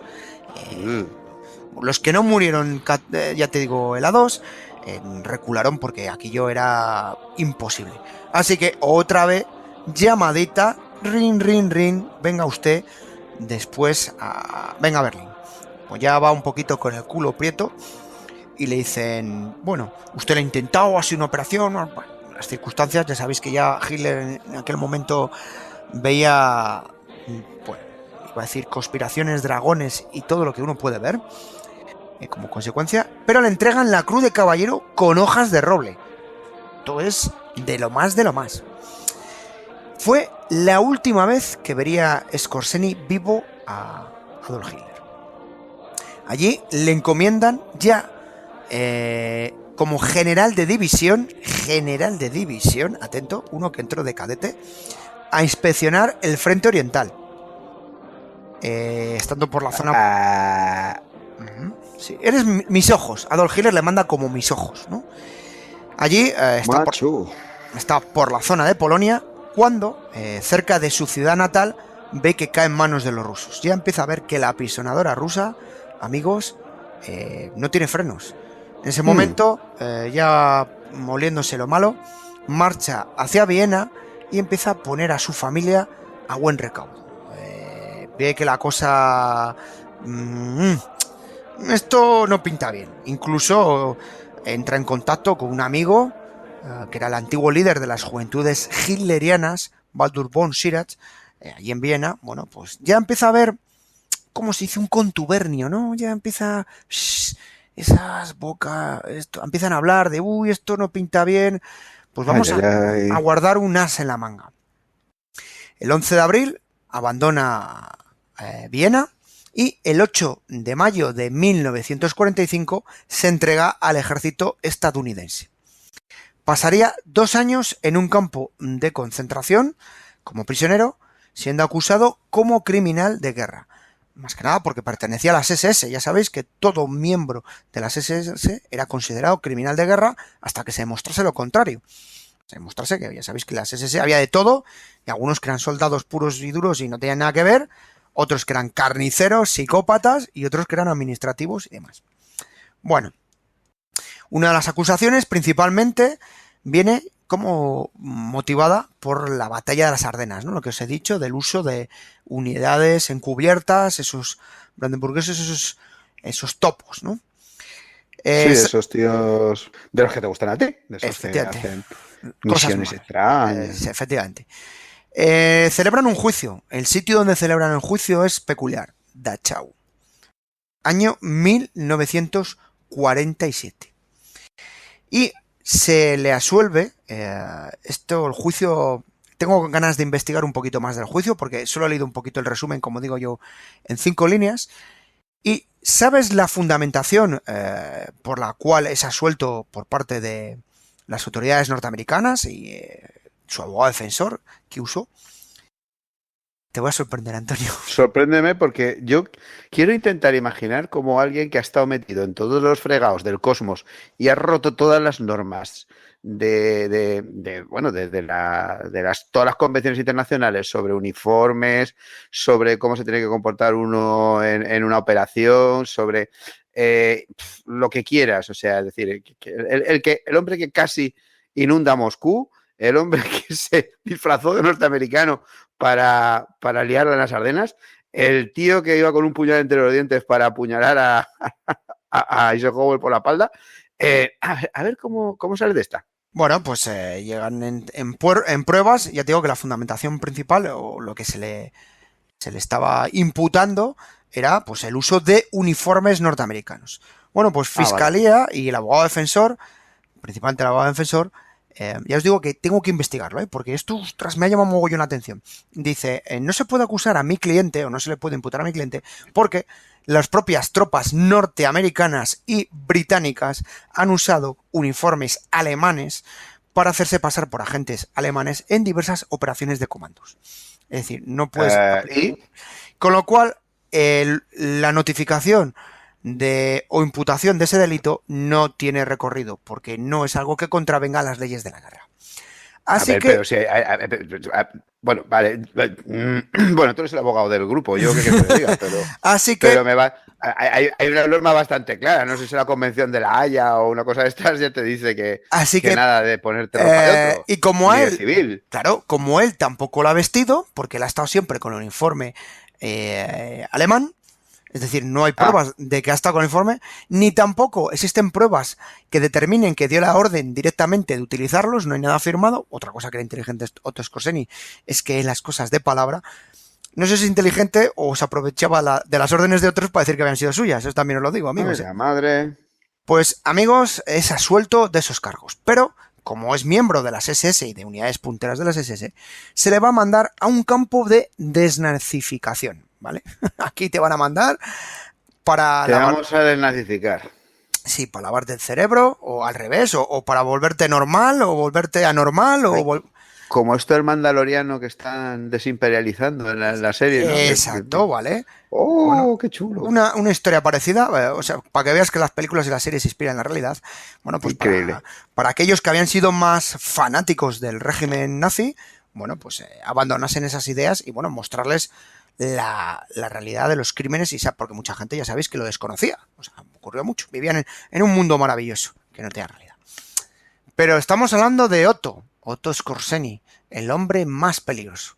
¿Y tú crees que puedes encerrar a un león, como hemos dicho, a un jaguar, a un guepardo o a un tipo como este ahí? Me lo estoy imaginando saltando sobre el palo de la bandera por encima de la alambrada, enganchado a la torre de vigilancia, gritando: y recordaréis este día como el día en que casi atrapasteis al comandante Skorzeny. Pues efectivamente, casi te ha faltado el bigote y la barba del pirata. Y es que se presentan dos agentes de policía militar norteamericana donde solicitan sacar a Otto Skorzeny. Así que vestidos con el uniforme en la policía militar, dos SS de los suyos, de esos brandenburgueses que hablaban perfectamente inglés, es decir, no se cargaron a todos los norteamericanos, le sacan del campo y, por X motivos, acaba apareciendo en España el 27 de julio de 1948. Como todos estos alemanes que van a la playa, pues está igual. O sea, no me preguntes cómo.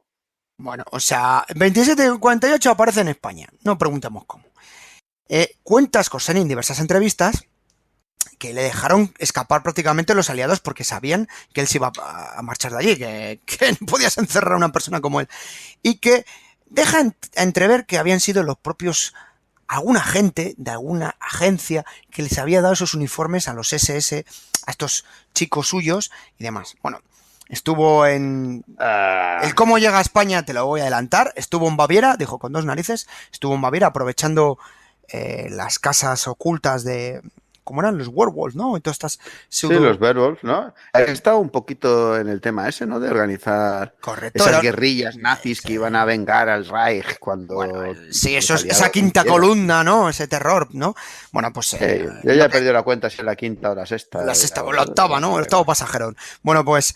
esta gente, es verdad, todavía existía gente que no habían pasado por los campos de desnazificación, como vemos, y bueno, pues mantenían vínculos. Y luego hay una cosa que también, y rompo una lanza a favor de él, cuando están en unidades, da lo mismo que esas las SS, los marines, los rangers, o el primero de caballería, o cualquier unidad británica, se crea una unidad de camaradería, y más en unidades de este tipo tan fuertes, donde hay un culto, y Otto Scorsese tenía un culto alrededor, porque era un tío que se preocupaba mucho, era un señor que se preocupaba mucho por sus tropas, por sus soldados, por proporcionarles la mejor alimentación, armamento, en fin. Aunque luego te mandaron a misión suicida, pero estaba siempre con los suyos, velando por los suyos, y entonces esto provoca que no es que muchos soldados protegían a estos mandos porque eran su mando, era mi capitán, mi coronel, ¿vale? Entonces rompo esa lanza a favor en el sentido de que muchos escapaban por eso, no por un vínculo tan político como pudieron ser otros miembros del SS y el partido nazi. Pero bueno, roto esta pequeña lanza, y además es que si no hubieran sacado a Scorsese de una forma así, no sería Scorsese, pues estuvo escondido en Alemania, en Baviera, y sería fotografiado en París tomando un café. Narices. Dijo, vaya, pues venga, la ciudad de la luz, aquí vamos a tomar un café en un café parisino maravilloso. Claro, estamos hablando de un tío 1,93 m, un pedazo cicatriz en todas las caras, en fin. Bueno, consigue entrar en España con pasaporte español, ¿vale? No me preguntes cómo consigue el pasaporte español, pero entra con pasaporte español. Ni hacerse pasar por español. No, directamente. Aquí, en España... A lo mejor convenció a alguna de las maravillosas policías bávaras, yo qué sé. Sí, no, bueno, dicen las malas lenguas que tenía contactos con oficiales alemanes que estaban ya aquí refugiados, y bueno, los españoles, ya veis, durante X años, el régimen de Franco, pues, bueno, pues digamos que tenían una frontera permeable para estos alemanes que, bueno, que venían aquí, o ex miembros de unidades de las SS, como León de Grel, que era belga, y otros que venían de otras unidades que acabaron aquí, ¿no? Mientras no fueras comunista o del ejército rojo, ya sabes, aquí no hay problema. Si eres de esos, ya sabes dónde vas a acabar. Así que bueno, pues tenía visto bueno. Llega a España y dice, bueno, pues voy a seguir estudiando ingeniería. Me voy a sacar que me convaliden los estudios, ¿no? Entonces empieza a estudiar ingeniería. Os he dicho antes, como buen comercial. Bueno, pues sigue siendo buen comercial. No me digáis cómo empieza a ser comercial de compañías alemanas de acero en España. ¿Se hace representante? Correcto, comercial. Nunca mejor dicho. Increíble. Bueno, aquí os he dicho que tenía cierta simpatía por su pasado, por la fama que tenía entre los, incluso muchos militares españoles, algunos veteranos de la División Azul o otras unidades que habían estado en Alemania. Bueno, pues al final era una leyenda, ¿no? Una leyenda de estas retirada, ¿no? Una estrella. Empieza a hacer negocios, y es que también tenía un contacto muy importante, que era un señor llamado Hjalmar Schatz, que fue ministro de Economía y que tras cumplir unos meses de pena de los 8 años que le habían condenado a trabajos forzados, pues regresó al negocio bancario. Y claro, bancos, dineros, bueno, pues contactó con Scorsese para que hiciese negocios en España, ¿vale? Sabéis que Alemania estaba muy controlado por los americanos esos años posteriores, entonces, bueno, pues, ¿y por qué empiezan los alemanes a hacer aquí en Mallorca ahora, o en la Costa del Sol en los años 50 y 60? Qué adelantados, ¿no? Bueno, entre las marcas para las que trabaja como comercial, te echan, a ver si te pillo por sorpresa. Antonio, atento. Dime, vamos, me tienes en ascuas. Thyssen. La vale. Krupp, ¿vale? Krupp, los de los cañoncitos. Correcto, entre otras cosas. Pero... Sí, no, acero, Krupp. Espera, que esto es lo que más te va a gustar a ti y a los oyentes. Donde realmente más dinero sacó, o negocio más lucrativo, de esto que dices tú, se dice popularmente en España, has dado un braguetazo con este negocio, se dedicó a construir con diversas empresas alemanas las bases que los Estados Unidos instaló en España en los años 60. No puede ser. Sí, señor. Parte de la mega infraestructura de pseudo búnkers y toda esa estructura lo hicieron las empresas alemanas, en las cuales el representante era Otto Skorzeny. Bueno, que estos iba a decir que no tiene vergüenza ni la conoce, pero vamos, claro, ya lo sabíamos. Yo te dije, a ver, os estaba contando, digo, os voy a contar los datos principales que todos conocéis sus misiones, pero es que estos datos que os voy a contar, que no sabéis muchos, vais a flipar.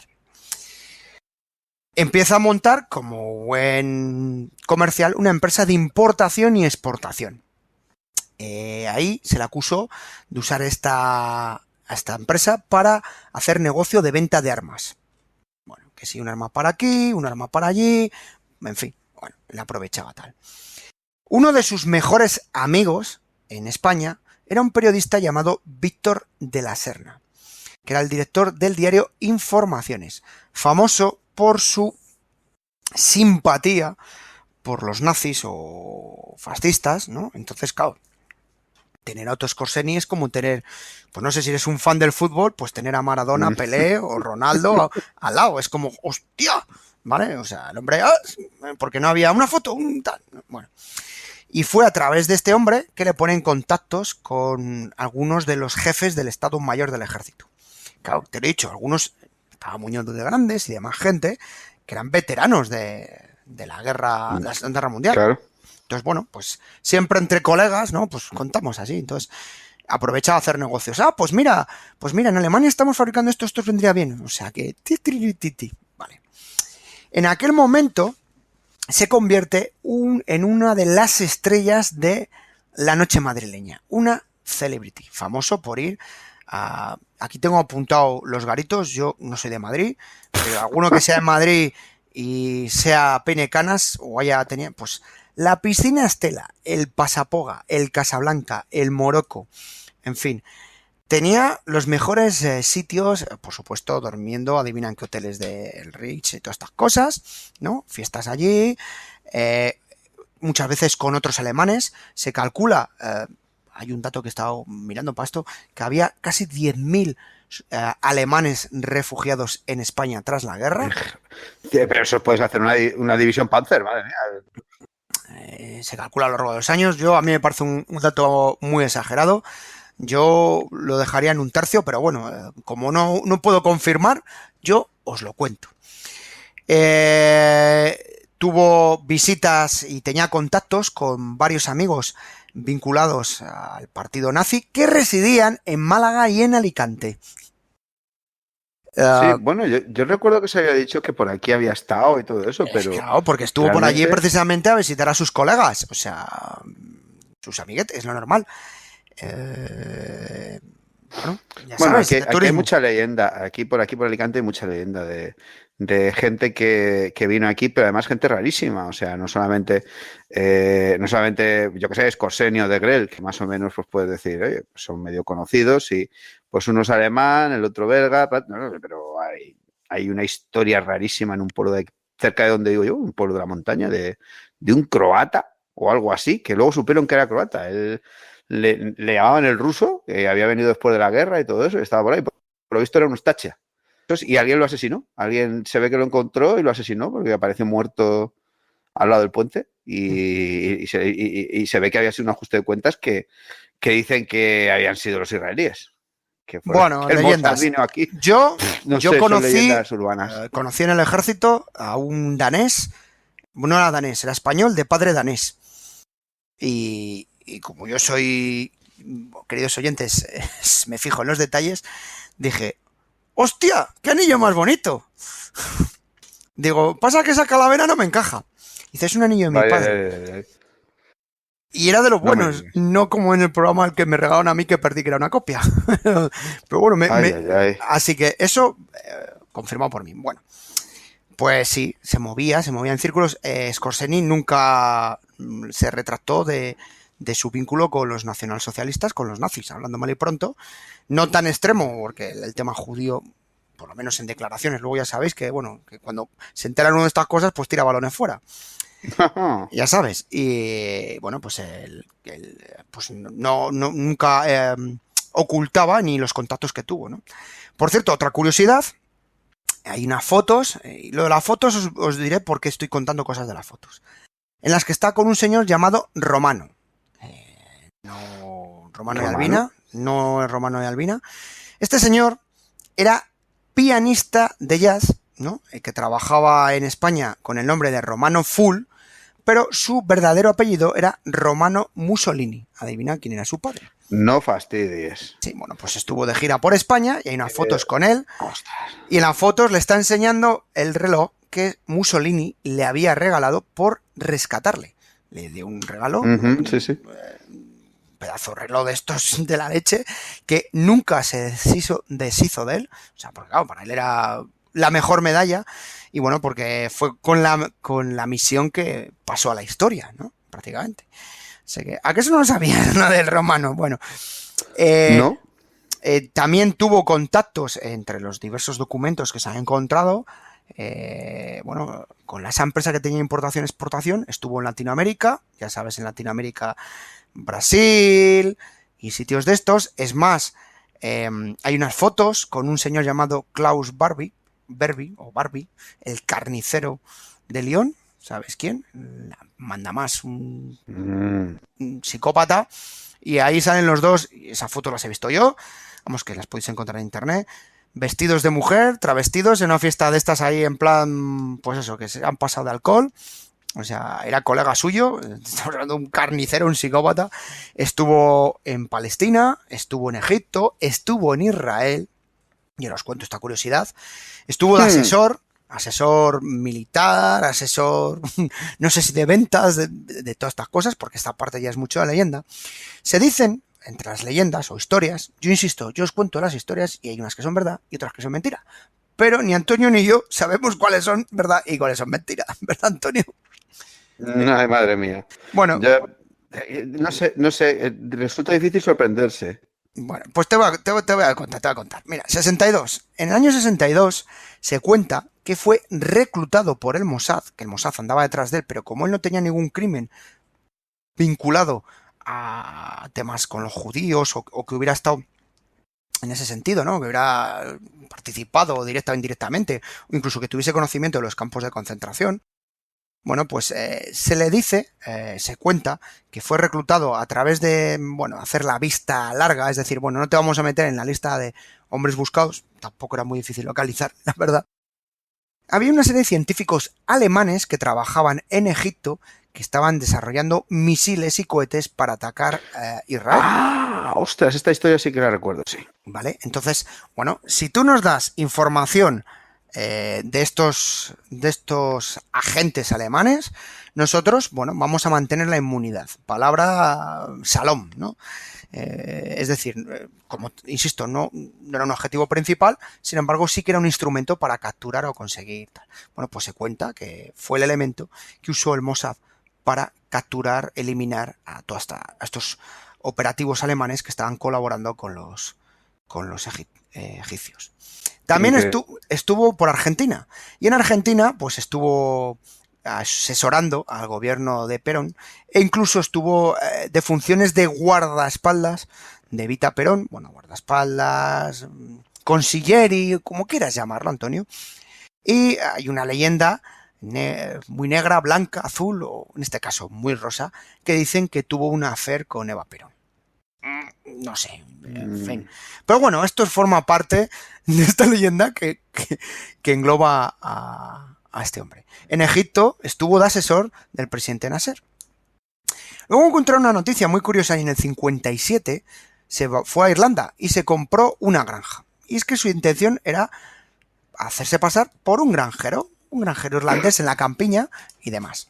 Claro, estamos hablando de un tío, un señor, 1,93 m y en ese momento 114 kilos. Pues os he dicho que era un bicharraco con una cicatriz. Y estaba en la localidad de Kildare, que está en el centro de Irlanda. Claro, no pasó desapercibido. En ese momento, pues alguien reconoció y salió en la prensa irlandesa.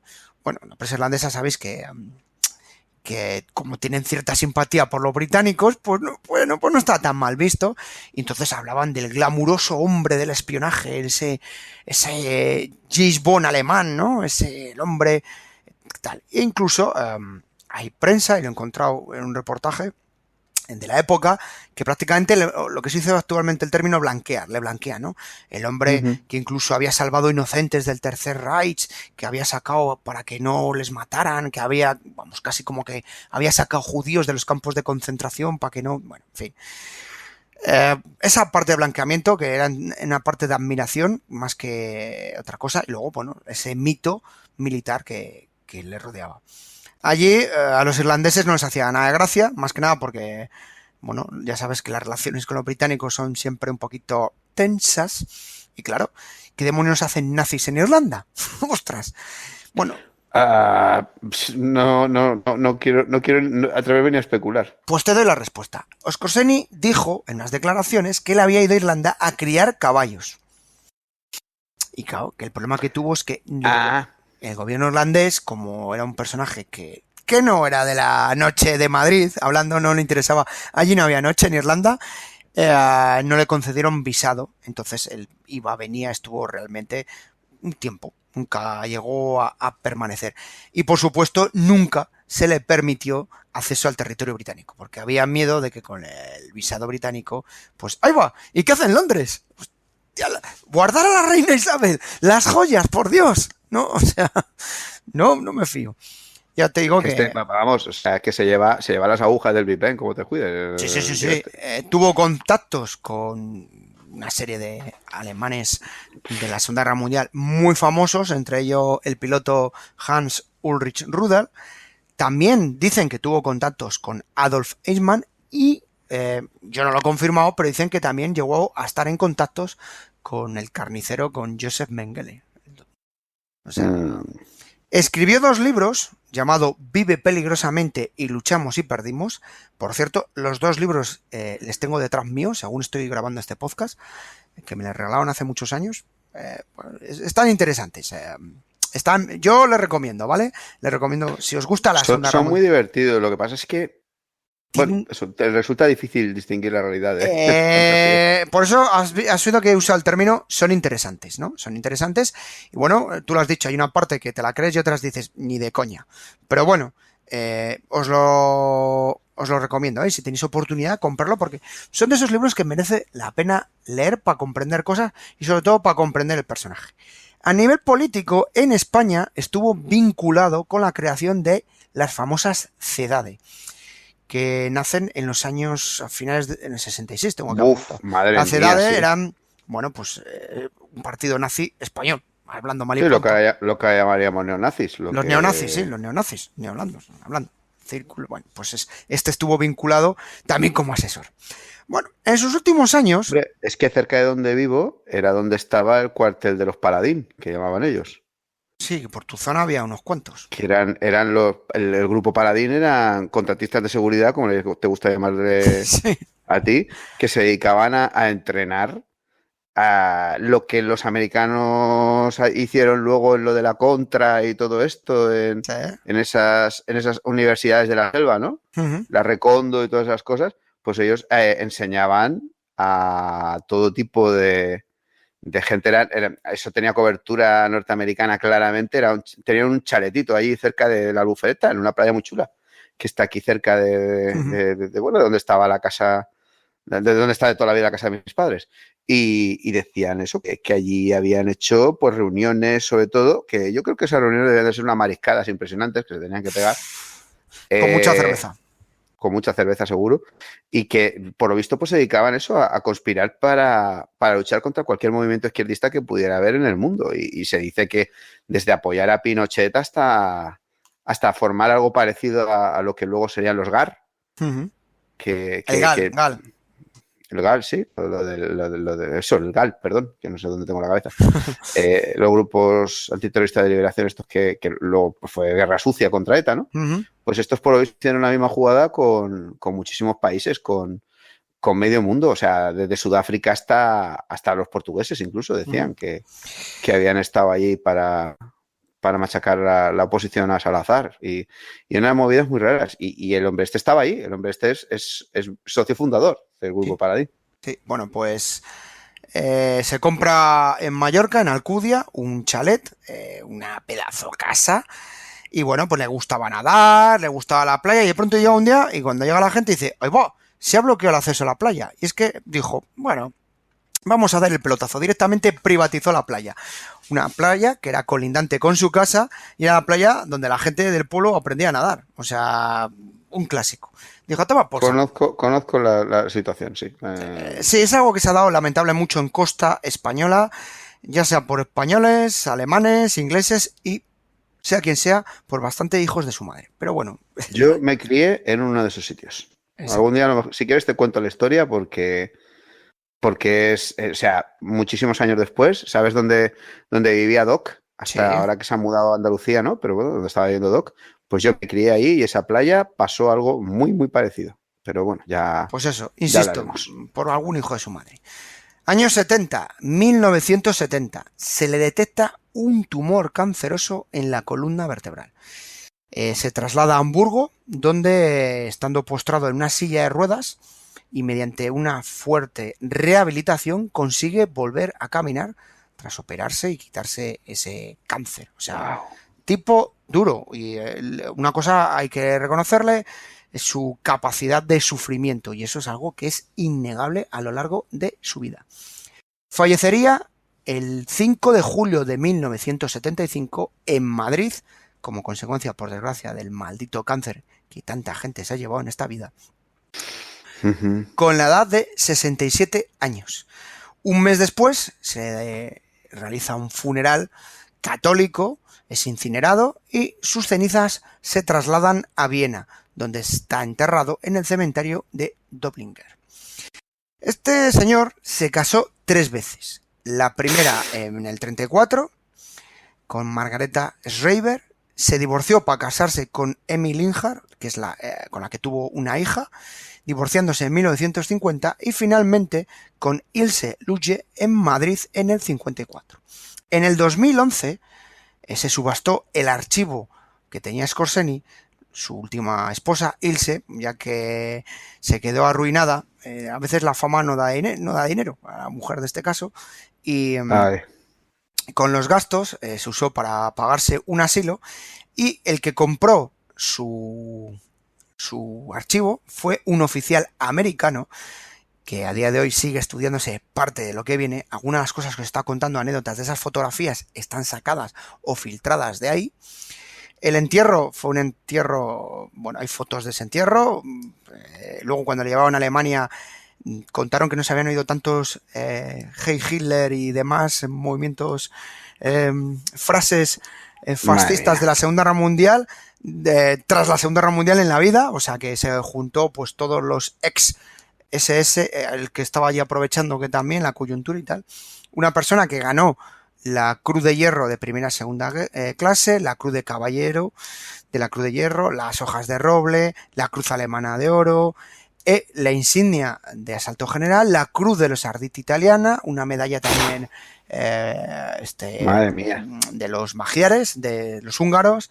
Sí, alguna de esas de San Laszlo. Sí, Cruz de Herido, en fin, tenía un personaje, ya digo. En una entrevista que hizo en televisión, en la televisión alemana, sentado ahí en el mar, viendo su playa que había privatizado, él dijo que nunca se arrepintió de nada y declaró, y paso a leer textualmente: ya dirá la historia si lo que hice fue útil o no, pero que volvería a repetir todo lo que había hecho paso por paso. Y finalizaba la entrevista: puedo asegurar que hoy haría lo mismo de la misma manera. La verdad es que es un personaje muy peculiar. Yo, sinceramente, creo que merecen estar en Soldados de Leyenda, ya sea por la leyenda que hay alrededor de él, la leyenda que él se creó, y que, yo no sé, Antonio, pero yo creo que este personaje podría ser protagonista de películas y de novelas, ¿no? Sí, vamos, si hay alguien que podría contar que su vida fue una novela, seguramente es este hombre. Y bueno, realmente salen algunas, pero yo creo que todavía está esperando ese gran momento, ¿no? en el que tenga su propio protagonismo en una obra así como muy espectacular, algo que sea como una superproducción. Y claro, pues yo qué sé, hay mucho hueco todavía para él. Yo, de hecho, pues en el librito este que hemos sacado recientemente en Zeppelin Bus, que escribí hace nada, pues lo he tenido que colar. Porque da juego, Antonio, da juego. Me parecía imprescindible. ¿No? Hombre, claro que da juego. El libro trata sobre una Segunda Guerra Mundial alternativa, que no es como la que sucedió exactamente, porque hay una hay una cosa que pasa, que en la verdadera guerra mundial, en la que nos sucedió, pues no ocurrió.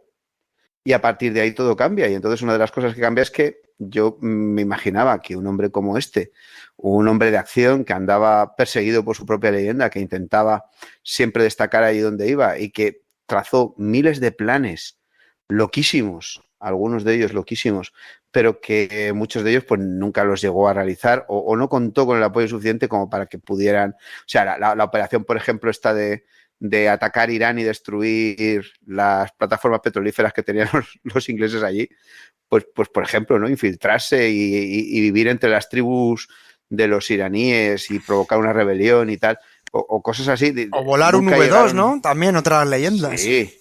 Bueno, o sea, hacer el ataque este del gran salto, ¿no? De atacar Teherán cuando estuvieran allí reunidos los tres grandes. O aquellas otras ideas loquísimas, ¿no? Que al final pues no llegó a realizar. Pues imagínate, este es un mundo en el que Skorzeny está más en su salsa, en el que Skorzeny intenta hacer realmente todas estas cosas y aquí sí que cuenta con más respaldo y cuenta con más apoyo y lleva adelante algunos de los planes más increíbles que te puedes imaginar y se convierte, pues a ver, es que es el Errol Flynn nazi, o sea, es el pirata Jack Sparrow nazi. Total. Es el enemigo con el que se van a tener que enfrentar el grupo de las protagonistas, ¿no?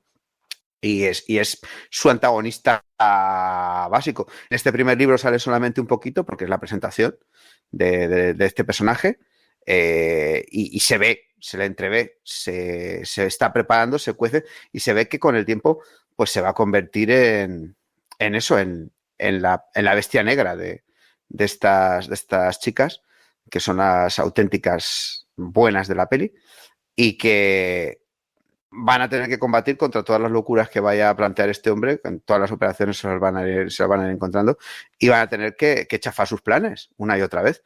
Y él se va a ir convirtiendo poco a poco en un Skorzeny diferente del que fue, un Skorzeny que realmente tuvo que hacer todas aquellas cosas y que pudo hacerlas y que se enfrentó directamente pues como a él le gustaba, que fue un poco más como a lo mejor él le hubiera gustado ser. Siendo que es el malo de la peli, siendo que hay que entender pues eso, que era un señor que defendía una tesis de vida bastante indefendible, que seguía una ideología que era absolutamente horrible, pero que no podemos evitar que tenga el encanto increíble de esas personas que lo arriesgan todo, que tienen ese desprecio absoluto por la propia vida y que se lanzan a la aventura sin pensarlo con un arrojo y una valentía increíbles. No sé, tenía que ser el malo de la peli. Yo tenía que ponerlo. ¿Con cicatriz o sin cicatriz, Antonio? O ahí hacemos spoilers si lo decimos. Con la cicatriz. Lleva la cicatriz y alguna más se va a llevar. Porque vaya. La cicatriz original de cuando era estudiante se la va a llevar. Pero también, por ejemplo, el hecho de que se encuentre con estas protagonistas y que tenga que llegar a situaciones tan límite y verlas ahí, cómo reaccionan, también va a cambiar un poco de su vida. Y el personaje irá evolucionando a lo largo de las novelas. Esta primera ya digo que apenas sale presentado en 2 capítulos, se le ve, habla un poco, lo conoces, lo reconoces, dices, madre mía, este hombre por aquí y tal, pero donde va a tener auténtico protagonismo va a ser a partir del siguiente libro, en el que ya se convierte, ya digo, en eso, en el antagonista puro y duro, en la némesis, en la archinémesis, y va a ser cada vez más el conspirador detrás de las bambalinas, el hombre que está manejando los hilos, que está moviendo las cosas y que traza terribles planes malévolos para cambiar definitivamente la historia, para hacer que esa Segunda Guerra Mundial acabe del lado de los nazis con el triunfo del eje. Y las protagonistas lo que van a tener que estar haciendo es abortar uno tras otro todos los planes, todas las maquinaciones que este hombre pues va trazando. Entonces, pues, no sé. Sí que es cierto, pues eso, que era un hombre pues muy discutible en tanto en sus ideas como en su planteamiento, como en su forma de hacer las cosas, e incluso en esa manía suya de ser el muerto en el entierro, el crío en el bautizo y la novia en la boda. pero Sí, que estaban todas.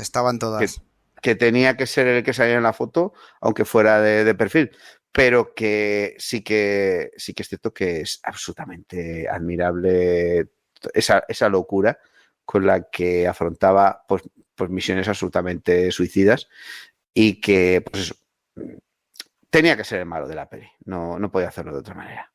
Pues no sé si quieres comentarles alguna cosa a nuestros oyentes de este libro, cómo adquirirlo, cuándo o qué novedades. Pues, yo estoy con los dientes, desde que me lo dijisteis, digo, estoy con los dientes largos. El Berkami ya está abierto para que la gente que quiera colaborar en el crowdfunding para poder editar el libro con la calidad que querríamos que tuviera, ¿no? Que no es cualquier cosa, que queremos que sea es un libro que tiene que ser asequible, pero también tiene que ser pues algo que digas, jolín, quiero tenerlo Exacto, quiero tenerlo en mi librería, no quiero que se quede ahí metido en el revistero. Entonces, pues, intentando eso, pues nuestro libro amado líder, el gran Dani Karan, pues ha diseñado un programa de recompensas y de todo esto así brutal para la gente que quiera contribuir, que yo creo que puede resultar bastante atrayente. Y nada, pues invitar a la gente que entre en la página esta del Berkami de la novela, que se llama Lo que sea, donde sea. Y ahí, pues que se apunten y ya irán saliendo cómo se pueden ir adquiriendo tanto las recompensas que se ofrecen como el libro en sí mismo, que ya se verá cómo sale la cosa, porque estamos precisamente en eso ahora mismo. Qué guay.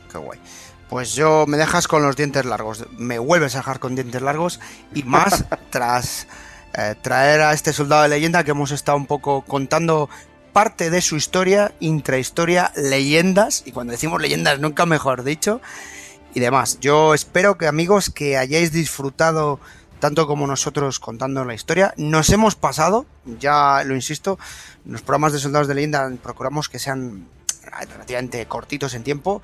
He vuelto a batir otro récord. Hemos vuelto a batir otro récord de duración cuando estés oyendo esto, así que disculparnos, que lo hayáis pasado bien. Si os ha gustado, pues como dice mi compañero Saúl, ya sabéis, dar un me gusta, compartir, comentar, en fin, o buscarnos en el canal de Telegram que tiene Casus Belli, que no mucha gente lo conoce, donde de vez en cuando Antonio, Dani y el presente, pues hablamos o os mostramos alguna foto, imagen, o os adelantamos de algún programa. También agradecemos ese feedback. Muchísimas gracias por el apoyo que nos dais. Y señores, cuídense y cuiden de los suyos, y cuidado con el hombre más peligroso de Europa, que está por ahí.